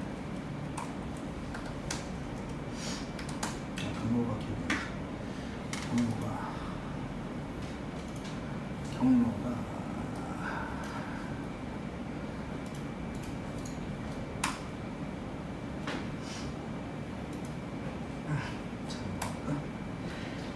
플룸에서 아까 전처리기에서 하드 쪽으로 데이터를 쏘면 비정형 데이터가 이렇게 하드비에 지금 하드비거든요. 이게 하드비 이렇게 들어갑니다. 하드 명령어로 좀 조회를 한 거고요. 실제로 이 데이터가 어떤 식으로 되는지 보면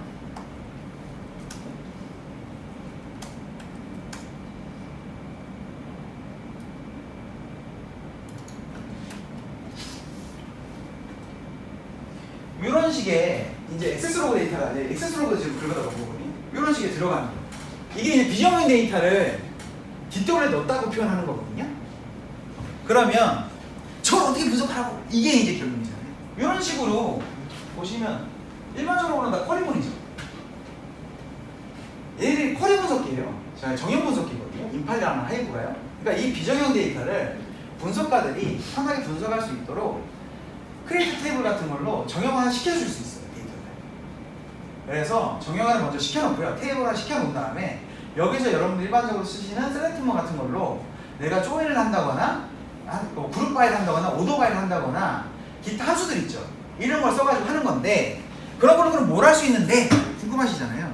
그러니까 저희가 예를 들면 기본적으로 우리가 그 웹서버 같은 거에서 액세스로그 같은 걸 가지고 기껏해 하는 게 몇 월 몇 시 몇 분에 누가 들어와서 무슨 일이 했나 이 정도 에러코드 뭐 떴나 이 정도만 보이잖아요.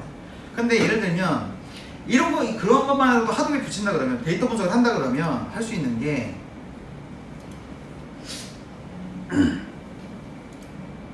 참고로 이 UI 저희가 다 만든 게 아니고요. 기본은 들어있는 거예요. 오픈소스예요. 보시면 큐에서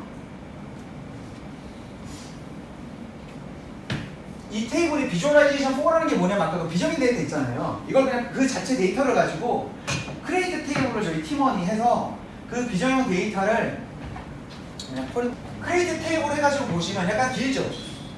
긴 게 뭐냐면 근데 별거 없어요. 이걸 스플릿 쓰고 뭐하고 해가지고 그리고 띄어쓰기라든지 이런 거 기준으로 잡아가지고 이거는 이 데이터는 어느 컬럼에 넣어주고 어느 컬럼에 넣어주고 이거잖아요. 이건 누구나 짤 수 있잖아요. 기준값들이 있으니까. 로그마다 표준들이 아파치나 인터넷 가면 다 있거든요. 그리고 일반적으로 개발자들이 만드는 로고 같은 것도 우리가 로그4j나 이런 거 써가지고 표준값도 짜잖아요. 그럼 그걸로도 저런 식으로 비정 데이터 받아놓으면 그 개발자한테 물어봐가지고 표준값도 끊어서 이렇게 테이블 만들 수 있거든요. 이런 식으로 테이블을 만들어 놓고 일종의 야매지만 제가 노하우 알려드리는 거예요. 저렇게 분석하는 것도 편하다라는 건데 해내면 대표적으로 이런 거 하실 수 있는 거예요. 예를 들어서 뭐냐면 이 차트 이 원형 차트가 뭐냐면 그 액세스 로그에 어떤 정보가 있냐면 아파치 액세스 로그거든요. 그 워드프레스가 웹서버를 그 아파치를 써요. 그 아파치 웹서버에 어떤 정보가 있냐면 어떤 리소스, 어떤 웹주소가 호출됐냐도 있지만 그 웹주소가 호출될 때 얼마만큼 용량이 호출됐냐도 기록이 되거든요. 그래서 이 원형 차트 같은 걸 보면 뭐가 어떤 게 가장 많이 용량 잡아먹은 거예요. 근데 이거를 평소에는 액세스 로그 그냥 텍스트로만 가려고 APM 같은 걸 써도 제가 APM 선거 컨설턴트도 되게 오래 했었거든요. 근데 이런 정보 같은 거를 과거에는 아무도 관리 안 했잖아요. 예를 들면 야 우리 웹서버에서 어떤 서비스 할 때 용량 제일 많이 먹냐? 이런 거를 보려면 옛날에 어떻게 했어요? 패킷 분석했잖아요. 지금도 이런 거 많이 하거든요. 웹서버 로그 같은 것만으로 분석한다는 생각 못 했잖아요. 이런 것들이 이제 기존에 생각지도 못했고 그냥 방치했던 활용성 데이터들을 비정형 데이터 분석이 시작 이런 거예요. 그리고 또 이거 비슷한 것도 해볼 수 있는 게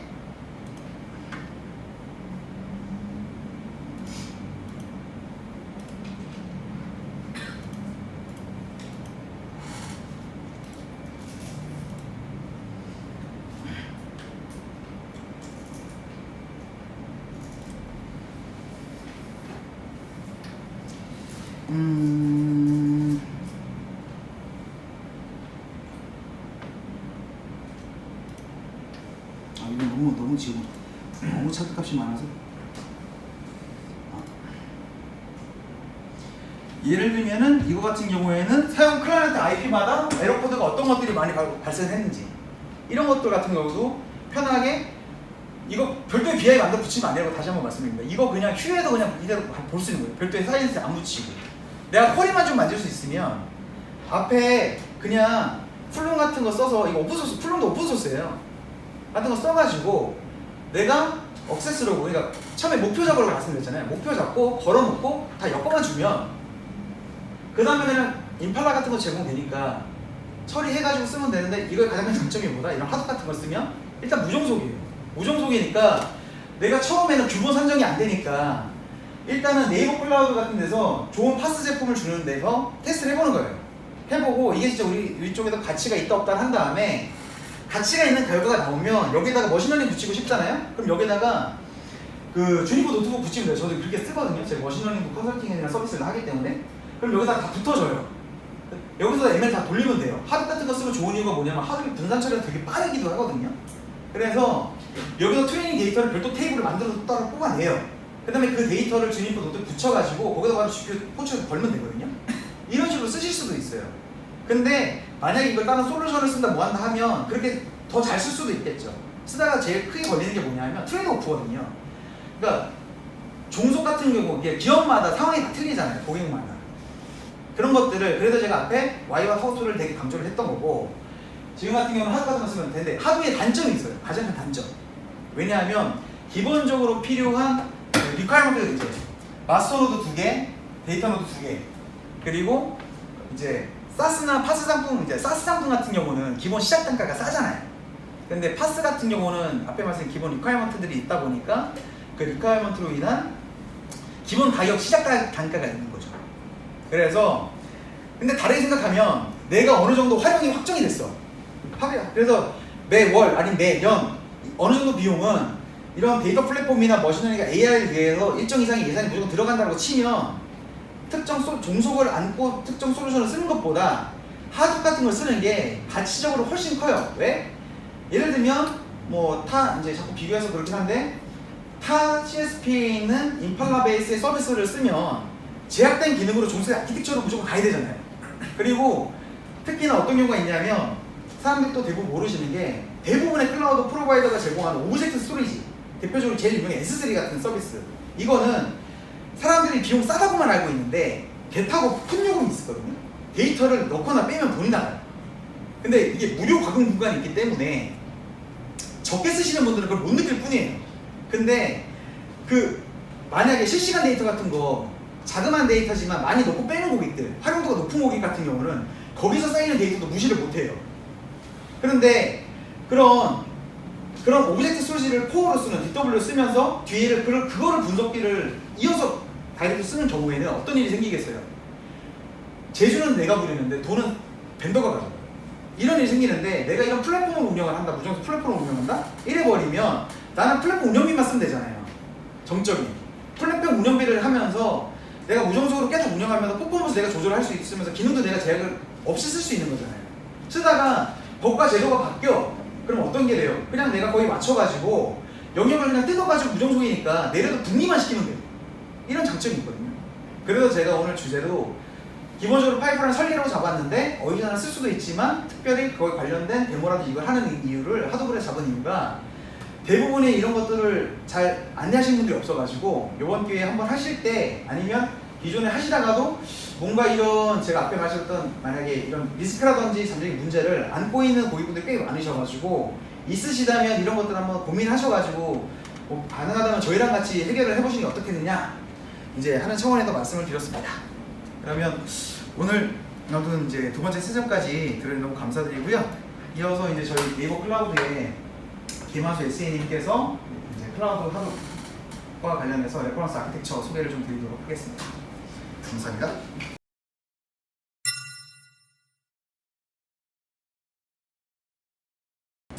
네, 빅데이터는 일단 정의가 더 써놨는데 뭐 앞에 많이 얘기해 주셔가지고 그냥 나중에 좀 보시면 될 것 같고요. 가장 중요한 거는 이 내용이 빅데이터가 왜 나왔냐, 그러니까 데이터 하나의 파일 사이즈가 엄청 큰 게 빅데이터냐, 그건 아니었고요. 그 사이즈나 이런 내용들이 파일들이 모여가지고 이 다양한 데이터를 어떻게 처리할 수 있느냐, 여기에 활용하는 분석 내용들 때문에 이제 빅데이터가 얘기가 나왔고요. 그래서 보시면 뭐 이제 시대적으로 이렇게 쭉쭉쭉 나오긴 하는데 뭐 포인트는 사실 이랬어요. 저희 인터넷이 보급되면서 데이터들이 폭발적으로 늘어나기 시작했고, 그 다음에 스마트폰이 제공이 되면서 이제 장소의 제약까지 없어지면서 데이터 발생되는 양이 엄청 많아졌고, 최근에 이제 IoT 기계들이나 이런 하드웨어 부분들이 발전하면서 이제 센서 데이터라든지 여러 가지 데이터들이 좀 많이 늘어났습니다.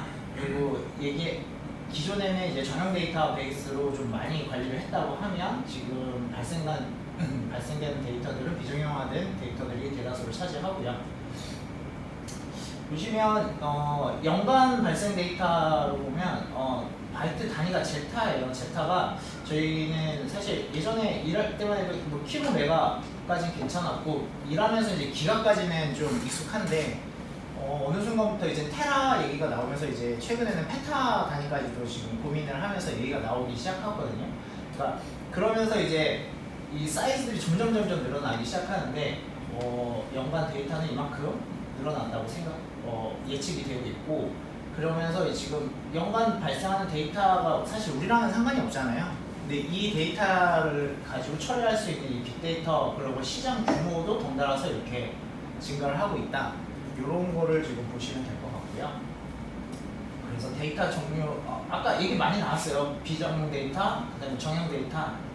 일반적으로 이런 식으로 좀 내용 보시면 될 것 같고요. 비정형 데이터는 데이터가 좀 그 정형화되지 않은 데이터를 총괄해서 비정형 데이터라고 하다 보니까 복잡도가 좀 높습니다. 그러니까 정형화되지 않으니까 다룰 수 있는 이제 한꺼번에 처리할 수 있는 이 복잡도가 증가하게 되고요. 그리고 용량도 대다수가 비정형 데이터로 볼 수 있습니다. 그래서 저장 방식이 기존에는 정형 데이터 같은 경우에는 RDBMS, 오라클 가장 대표적이죠. 이게 많이 썼었고요. 그런데 오라클이나 이 정형 데이터 처리가 안 되는 내용들에 대해서 비정형 데이터, 반정형 데이터를 위해서 NoSQL이 발달하게 됐고요.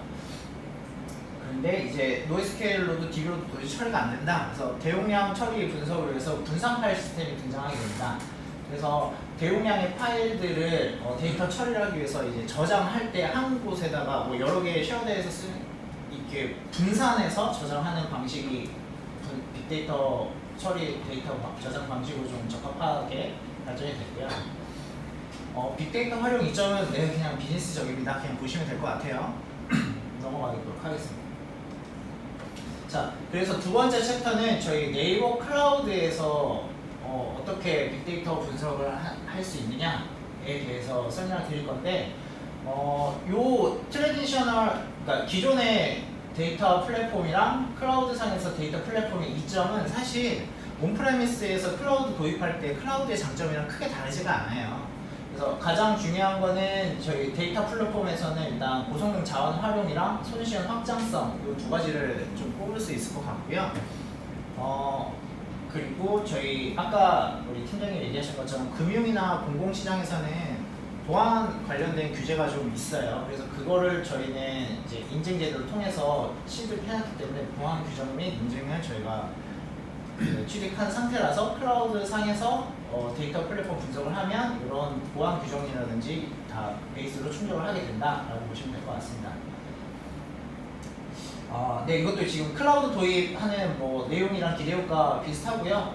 가장 보실 때는 얘기할 때 초기 투자 비용 최소화가 가장 클 겁니다. 지금 빅데이터 그냥 일반 시스템 도입할 때도 초기 투자 비용이 부담스러운데 빅데이터 처리하기 위해서는 초기 투자 비용이 엄청나게 더 사이즈가 규모가 크다 보니까 고민을 하시게 되는데 클라우드 상에서는 요 카펙스를 오펙스로 전환해서 운영 비용을 털어낼 수 있고요.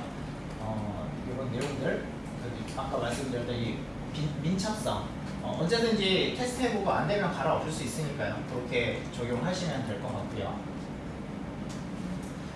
네, 이것도 그냥 일반적인 내용이라서 간단하게 나중에 자료 제공하면 그걸로 보시면 될 것 같습니다.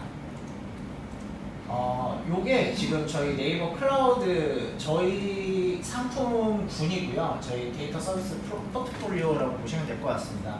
지금 보시면 뭐 데이터 소스는 고객 영역이니까 보시면 될 것 같고, 저희 아까 저희 실시간 처리 위해서 수집기 카프카 내용이 있었는데 오픈소스 카프카를 클러스터 구성해서 저희가 상품으로 제공을 하고 있습니다. 그래서 별도 설치 없이 저희 클릭 몇 번만으로 생성해서 채널 설정하면 이제 사용하실 수가 있고요.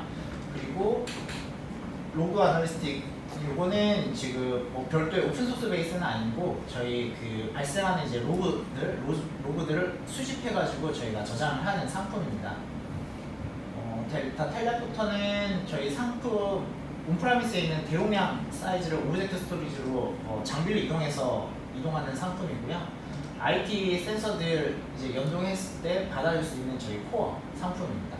그래서 수집한 데이터를 가지고 이제 저장을 하는데 전용 데이터는 저희 MySQL이나 MSSQL 뭐 이런 것처럼 저희가 클라우드 DB라고 저희가 이 파스형 상품 DB 상품이 있습니다. 그래서 얘도 그냥 설치 뭐 상품을 신청해서 클릭만 하면 자동으로 기본 세팅이 되고요. 이중화 가용성 다 시킬 수 있게 저희가 세팅이 됩니다.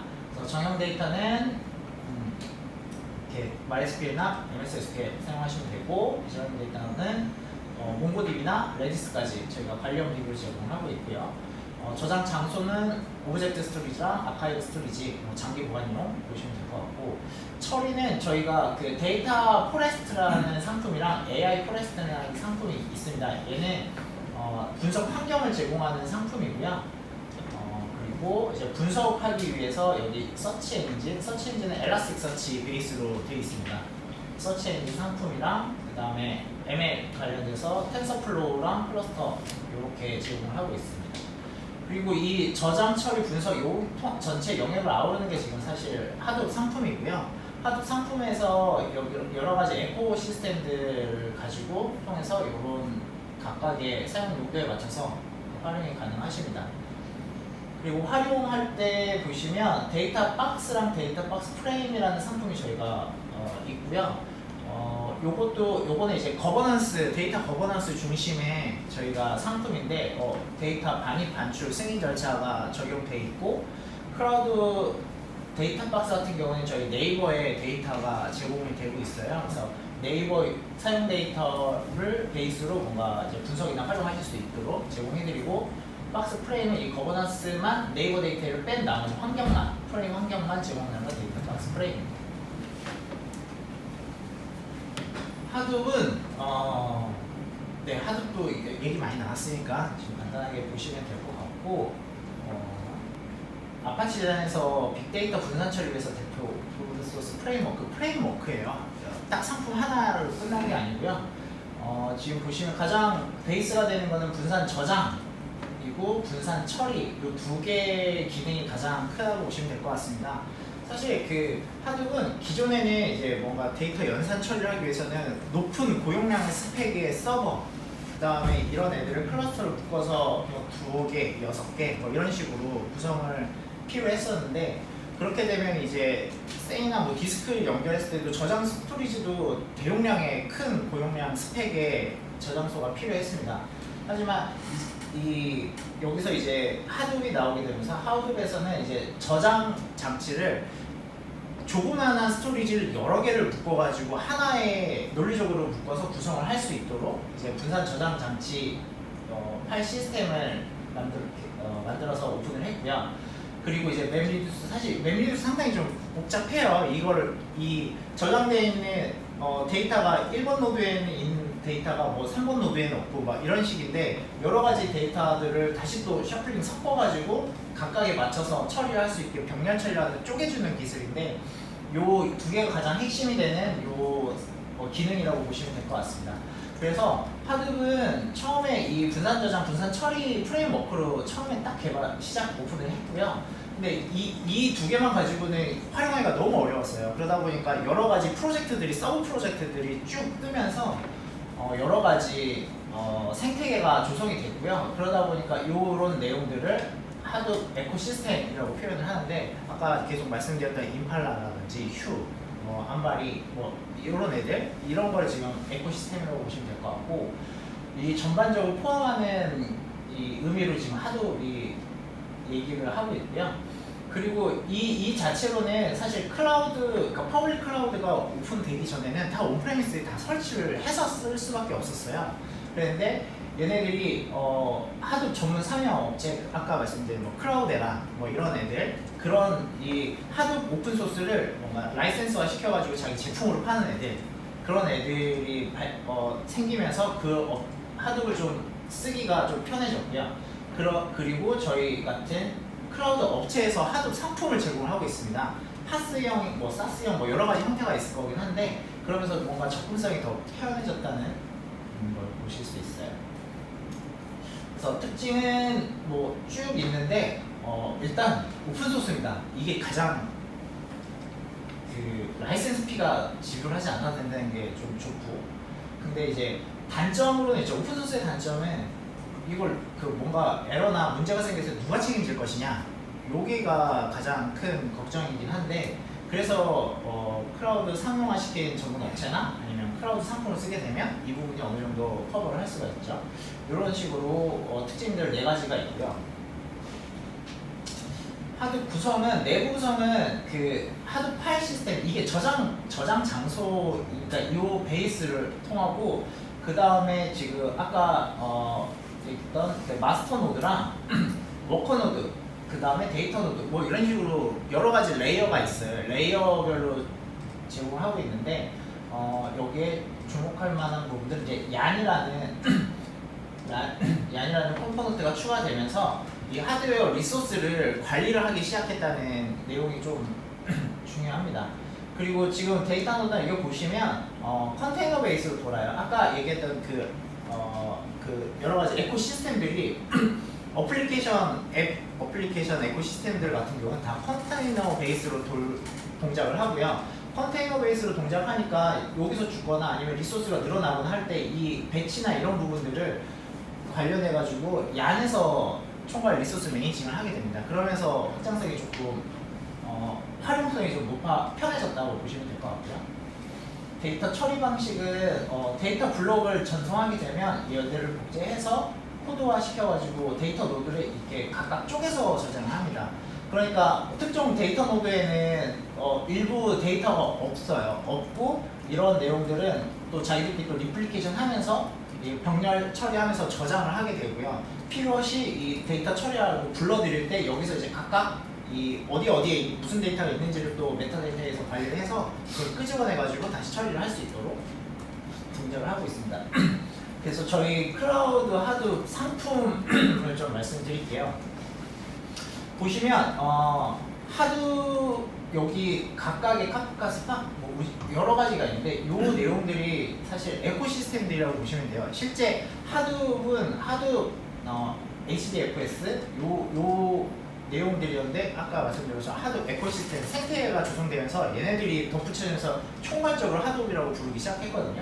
그래서 원래 지금 다양합니다. 뭐 기능들도 여러 가지고요. 각각에서 맞는 뭐 기능들이 여러 가지가 있는데 실제 요거를 그 온프라미스나 설치해서 쓰셔야 된다. 일일이 다 하나하나 다 세팅을 하셔야 돼요. 하셔야 되는데 요 내용들을 저희는 이제 클라우드 상품으로 제공하면서 하나의 큰 패키지 묶음으로 제공하고 있습니다. 그러다 보니까 이제 생성하실 때 필요한 요 에코시스템들을 선택해서 설치가 가능하고 지금 오브젝트 스토리지 관련해서 간단하게 설명드리면 사실 스토리지 옵션이라고 표현을 해드렸어요. 아까 팀장님 말씀하신 것처럼 히든 코스트나 뭐 여러 가지 제약이 있을 수 있습니다. 그런데 요건 어차피 선택에 따라서 다르다고 보시면 될 것 같고요. 저희 오브젝트 스토리지 같은 경우에는 그 하드 파일 시스템 대신 오브젝트 스토리지를 사용하시게 되면 장점은 이 고가용성, 이 내용들을 다 상품에서 커버를 하고 있기 때문에 이중하나 뭐 이런 내용들 고민하지 않으셔도 되고요. 오브젝트 스토리지 같은 경우에는 그 용량 제한이 사실상 그 무제한이라고 보셔야 될 것 같아요. 그래서 특정 데이터가 쌓이게 되면 계속 늘어날 수 있는데 계속 늘어날 때마다 뭐 디스크를 추가하거나 이럴 필요 없이 그냥 오브젝트 스토리지를 활용하시면 그냥 그 용량 제한 없이 그냥 쭉 쓰시면 되고 쓰실 수 있으니까 이 내용들을 그냥 옵션으로 두 가지 중에 각각 맞는 형태에 선택하셔가지고 사용하시면 될 것 같습니다. 하드 구성입니다. 지금 저희 베이스가 되는 이제 스토리지 영역 위에 리소스 매니저, 워커 노드가 올라가고요. 그 다음에 그 위에 이제 마스터 노드, 최상위에 시각화나 이제 관리 도구 이런 식으로 지금 스택 레이어가 구성이 되어 있습니다. 보시면 여러 개처럼 보이시는데 사실 저희가 생성할 때 클러스터를 버전을 선택하실 수가 있어요. 그래서 하드의 버전이 있는 건 아니고요. 저희 클라우드 하드 상품의 버전이라고 보시면 돼요. 그래서 보시면 처음에는 기본 되는 코어 하드비랑 HBase 패키지, 스팍 패키지, 프레스토 패키지 여기서 패키지 종류별로 4개의 타입으로 제공을 하고 있었어요. 그런데 이 버전이 쭉쭉 올라가면서 중간에 이 타입하는 게 사실 크게 의미가 없더라. 왜냐면 코어 하드를 사용하시더라도 필요에 따라서 스팍이나 프레스토 그 추가 설치해서 사용이 가능하세요. 그러다 보니까 이게 그지 의미가 있냐라고 해서 지금 하나로 묶었고요. 그래서 기본 이 이후에는 코어 하드 하나의 타입만 제공을 하고 있습니다. 타입만 제공하고 있고 아까 위에서 장표에서 에코시스템 기본적으로 보여드렸던 이 내용들은 다 기본으로 다 제공하고 있고 추가적으로 이제 옵셔널하게 프레스토나 HBase를 선택해서 컴포넌트를 추가하실 수 있게 선택해서 할 수 있도록 지금 제공을 해드리고 있었고요. 그래서 1.6 버전 지나오고 1.7 여기까지는 다 비슷한데 지금 차이점은 요 밑에 베이스가 되는 이 컴포넌트의 버전이 조금씩 달라요. 그래서 이 내용들 보시고 필요한 버전 맞춰서 보시면 될 것 같고요. 그러다가 이제 1.9 버전에서는 지금 보시면 임팔라와 쿠두가 들어왔습니다. 그래서 아까 말씀하셨던 것처럼 임팔라는 클라우드에라에서 그 클라우드를 라이센스화 시켜가지고 파는 요 포트넉스의 제품인데 저희 클라우드 하드 상품에서는 이제 선택만 하시면은 바로 사용하실 수가 있고요. 쿠드와 임팔라가 도입된 게 1.9였는데 2.0에서는 사실 그 프레스토가 리뉴얼이 됐어요. 이름이 좀 바뀌었거든요. 그래서 트리노로 바뀌어서 이제 트리노로 보시면 될 것 같고, 그럼 나머지는 다 컴포넌트도 동일한데 여기서 한 가지가 추가된 게 저희가 데이터 카탈로그라는 메타데이터를 관리해주는 상품이 출시가 됐어요. 그래서 메타데이터 관리를 위해서 데이터 카탈로그 상품까지 연계가 가능한 버전이 최종 버전 2.0입니다. 현재 버전이고요. 계속 뭐 발전이 되고 계속 업데이트가 되니까 사용하실 때 용도에 맞춰서 고르셔서 선택하시면 될 것 같습니다. 그래서 저희 클라우드 하드를 생성을 하게 되면 기본적으로 엣지 노드 하나가 서버가 하나 생기고요. 그 다음에 마스터 서버 2개, 이렇게 이 두 가지 서버는 고정이에요. 한 대, 두 대, 이건 딱 고정적으로 생성이 되고요. 마스터 노드를 더 늘리거나 엣지 노드를 더 늘리거나 하실 수는 없습니다. 엣지 노드는 저희 일반 서버 구성하실 때 베스천 서버 아니면 서버 접근 제어를 위한 그 프록시 접근 서버 요 용도라고 보시면 돼요. 그래서 단순하게 외부에서 퍼블릭 인터넷망에서 하드 리소스 서버에 직접 다이렉트로 접근하실 필요가 있을 때 다이렉트로 마스터 소드나 워커 노드나 바로 서버로 붙지는 못하시고요. 반드시 엣지 노드를 통해서 로그인을 하신 다음에 여기서 이제 타고 들어가셔야 되는 구조로 되어 있습니다. 얘기하신 것처럼 퍼블릭 서브넷 아니면 프라이빗 서브넷 가능하고요. 둘 다 가능합니다. 이 마스터 노드나 엣지 노드는. 그리고 그 대신에 워커 노드는 프라이빗 서브넷 내에서만 생성이 되고요. 초기에는 2개에서 8대까지 선택해서 생성이 가능하고 필요하면 여기서 생성한 이후에 추가로 확장까지도 가능합니다. 그래서 서비스 콘솔을 보시면 생성을 하게 되면 요 모습 딱 하나 이게 떠요. 여기서 보시면은 이제 엣지 노드, 마스터 노드, 작업 노드, 워커 노드 이렇게 개수랑 이제 상태 보이시고 이제 접근하기 위한 정보들이 표현이 됩니다. 여기서 보시면 어플리케이션 보기가 눌러보시면 이렇게 지금 저희가 에코시스템들 여러 개 같이 기본으로 디폴트를 깔리는데 각각 에코시스템마다 관리할 수 있는 페이지나 이 콘솔들이 있어요. 그래서 여기에서 손쉽게 지금 비고라고 써있는 이 접속령 이 내용들을 클릭하시면은 바로 들어갈 수 있습니다. 그래서 손쉽게 들어갈 수 있게 구현이 되어 있고요.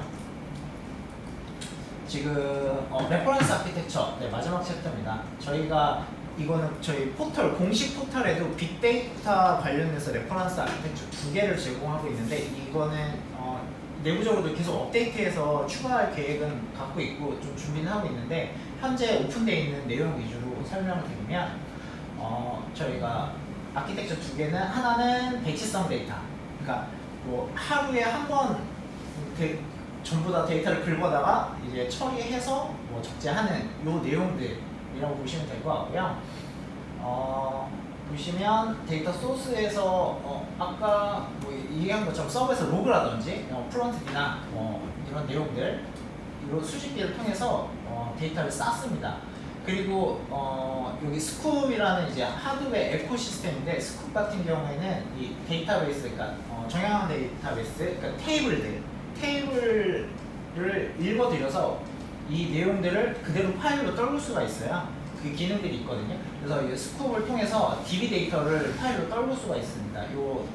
그래서 컬렉팅, 이렇게 수집은 이 방식으로 진행을 하고 이렇게 수집된 데이터를 하드 크로스 스파업을 통해서 ETL 작업, 그러니까 아까 그 팀장님 예시로 보여줬던 것처럼 이 원천 데이터, 로우 데이터를 이렇게 쪼개고 우리 입맛에 맞게 가공을 할 수가 있어요. 그래서 그 역할을 스팍에서 진행을 하고요. 이 가공된 데이터를 몽고DB, 그러니까 일반적으로 그 NoSQL DB에 써서 이 이후에 이 데이터를 활용하신다든지 아니면 클라우드 하드에 그 임팔라로 얘기해 주시기도 했는데 하이브나 HBase처럼 데이터 웨어하우스에 쌓아놓을 수가 있어요. 그래서 구성을 하고 아니면 서치 엔진 서비스를 통해서 엘라스틱 서치 내용들 가지고 이제 활용을 하신다든지. 근데 사실 저희가 써놓긴 했는데 빅데이터 배치성 데이터는 한꺼번에 모아가지고 전 처리한 다음에 뒷단으로 넘기는 용도로 대부분 쓰다 보니까 이렇게 그 웨어하우스로 활용하는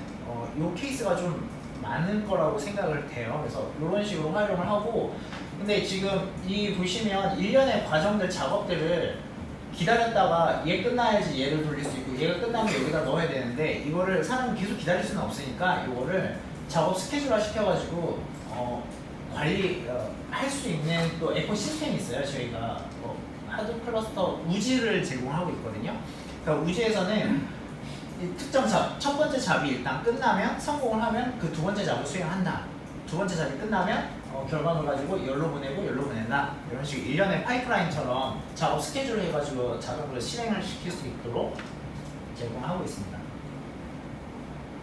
네, 두 번째는 저희 실시간 데이터 분석 관련 내용들이고요.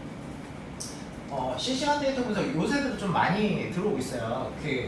뭐 게임 데이터나 아니면 IoT에서 그 센서 장비에서 발생시키는 여러 가지 데이터들, 이걸 실시간으로 받아서 분석을 해서 처리를 활용을 할 수 있도록 요 하드웨어를 통해서 구성이 가능하신데, 지금 보시면 저희가 가장 핵심으로 넣고 있는 게 지금 클라우드 데이터 스트리밍 서비스, 그러니까 카프카를 통해서 다 땡겨오고 있어요. 그래서 카프카 상품을 통해 가지고 스트리밍을 땡겨오고 거의 묶음처럼 제공하는 게 하드 스파크 스트리밍이거든요. 그래서 얘는 실시간으로 채널을 통해서 얘 땡겨오고 여기 적재하고 있는 데이터를 스파크 스트림에서 주기적으로 가져와서 얘가 처리를 하는 구조이고요. 그렇게 구성을 할 때 스파크에서 ETL, 그러니까 초기 전처리 작업까지가 할 수 있는데 기존의 이 정형 데이터들을 조합해가지고 처리를 할 수도 있어요. 그러니까 무슨 얘기냐면 간단하게 예시를 들면 주차 정보 시스템 같은 경우에서 자동차의 각각의 세대별로 있는 자동차 데이터들은 정형 데이터 DB에서 갖고 있을 거고, 실시간으로 이 차량 출입하는 데이터는 실시간으로 스트리밍을 받으면 이 스팍에서 이 두 개의 데이터를 조합해서 몇 톤은 몇 시에 와서 몇 시에 나갔고 뭐 이런 요금 산정이라든지, 그리고 얘는 방문자니까 얼마, 얘는 뭐 정액 요금제니까 얘는 그냥 통과, 뭐 이런 식으로 이 데이터 처리를 조합을 할 수가 있습니다. 이렇게 처리를 하고 이 내용들에 맞춰서 몽고DB 뭐 제플릿해서 대시보드를 보여준다거나 아니면 리얼타임 리포팅을 제공한다거나 이런 식으로 활용을 할 수가 있고, 사실 요 빅데이터 같은 경우에는 데이터를 수집 처리 정제 내용들인데 이걸 가지고 이후 단에 활용할 수 있는 게 또 이제 ML 머신러닝 부분들이 있잖아요. 그래서 그런 부분까지 텐서플로 서버로 또 연동해서 여기서 처리를 한다거나 이런 실시간성으로 반영해서 하는 구성을 저희가 두 가지 레퍼런스 아키텍처를 제공을 하고 있습니다. 내용들이 저희 사용자 가이드에 지금 캡처를 떠놓은 건데요. 저희가 초반에는 사실 하도 상품 가이드만 있었어요. 그러니까 하도 상품을 만들고 뭐 지우고 삭제하고 편집하고 요 내용들 4번까지만 있었는데, 사실 하도만 있으면 저희 상품만 있으면 끝이 아니라 얘를 어떻게 붙이고 에코시스템을 어떻게 세팅하고 외부의 자원들이나 연동을 어떻게 할 것인지가 사실 좀 가장 중요한 부분이라서 저희가 계속 페이지를 늘려가고 있습니다. 그래서 지금 위에서 봤던 그 저희 상품의 에코시스템의 콘솔 대시보드나 UI 내용들이나 아니면 아까 보셨던 이 휴 사용 방법이라거나 이런 내용들을 좀 자세하게 저희가 가이드를 제공하고 있어요. 이런 부분들 보시고, 그 다음에 외부 연동하는 데이터들, 아까 수집한 데이터들을 수집하기 위해서 내용들을 DB를 연동한다든지 아니면 카프카를 연동한다든지 이런 부분들이 있는데, 이런 연동 가이드까지 저희가 제공을 하고 있습니다. 실제 보시면 가이드가 실제 콘솔 화면에서 뭘 눌러서 뭘 세팅하고 이런 식으로 되어 있어요. 그래서 만약에 어느 정도 파이프라인을 세우시고 어떤 컴포넌트를 활용해서 구성을 하겠다라고 계획이 있으시면 간단하게 POC를 하거나 아무것도 모르겠다 하시면 요 내용들 가이드 보시면서 따라하면은 따라하실 수 있게 실제 테스트까지 해볼 수 있게 좀 자세하게 저희가 풀어서 설명을 해놨으니까 요거는 참고해서 보시면 될 것 같습니다. 네, 빠르게 한다고 했는데 지금 저도 많이 봐서 네, 10분 초과했습니다. 혹시 관련해서 뭐 문의 사항이나 있으시면 드리고 네, 없으시면은 저희가 나눠주도록 하겠습니다.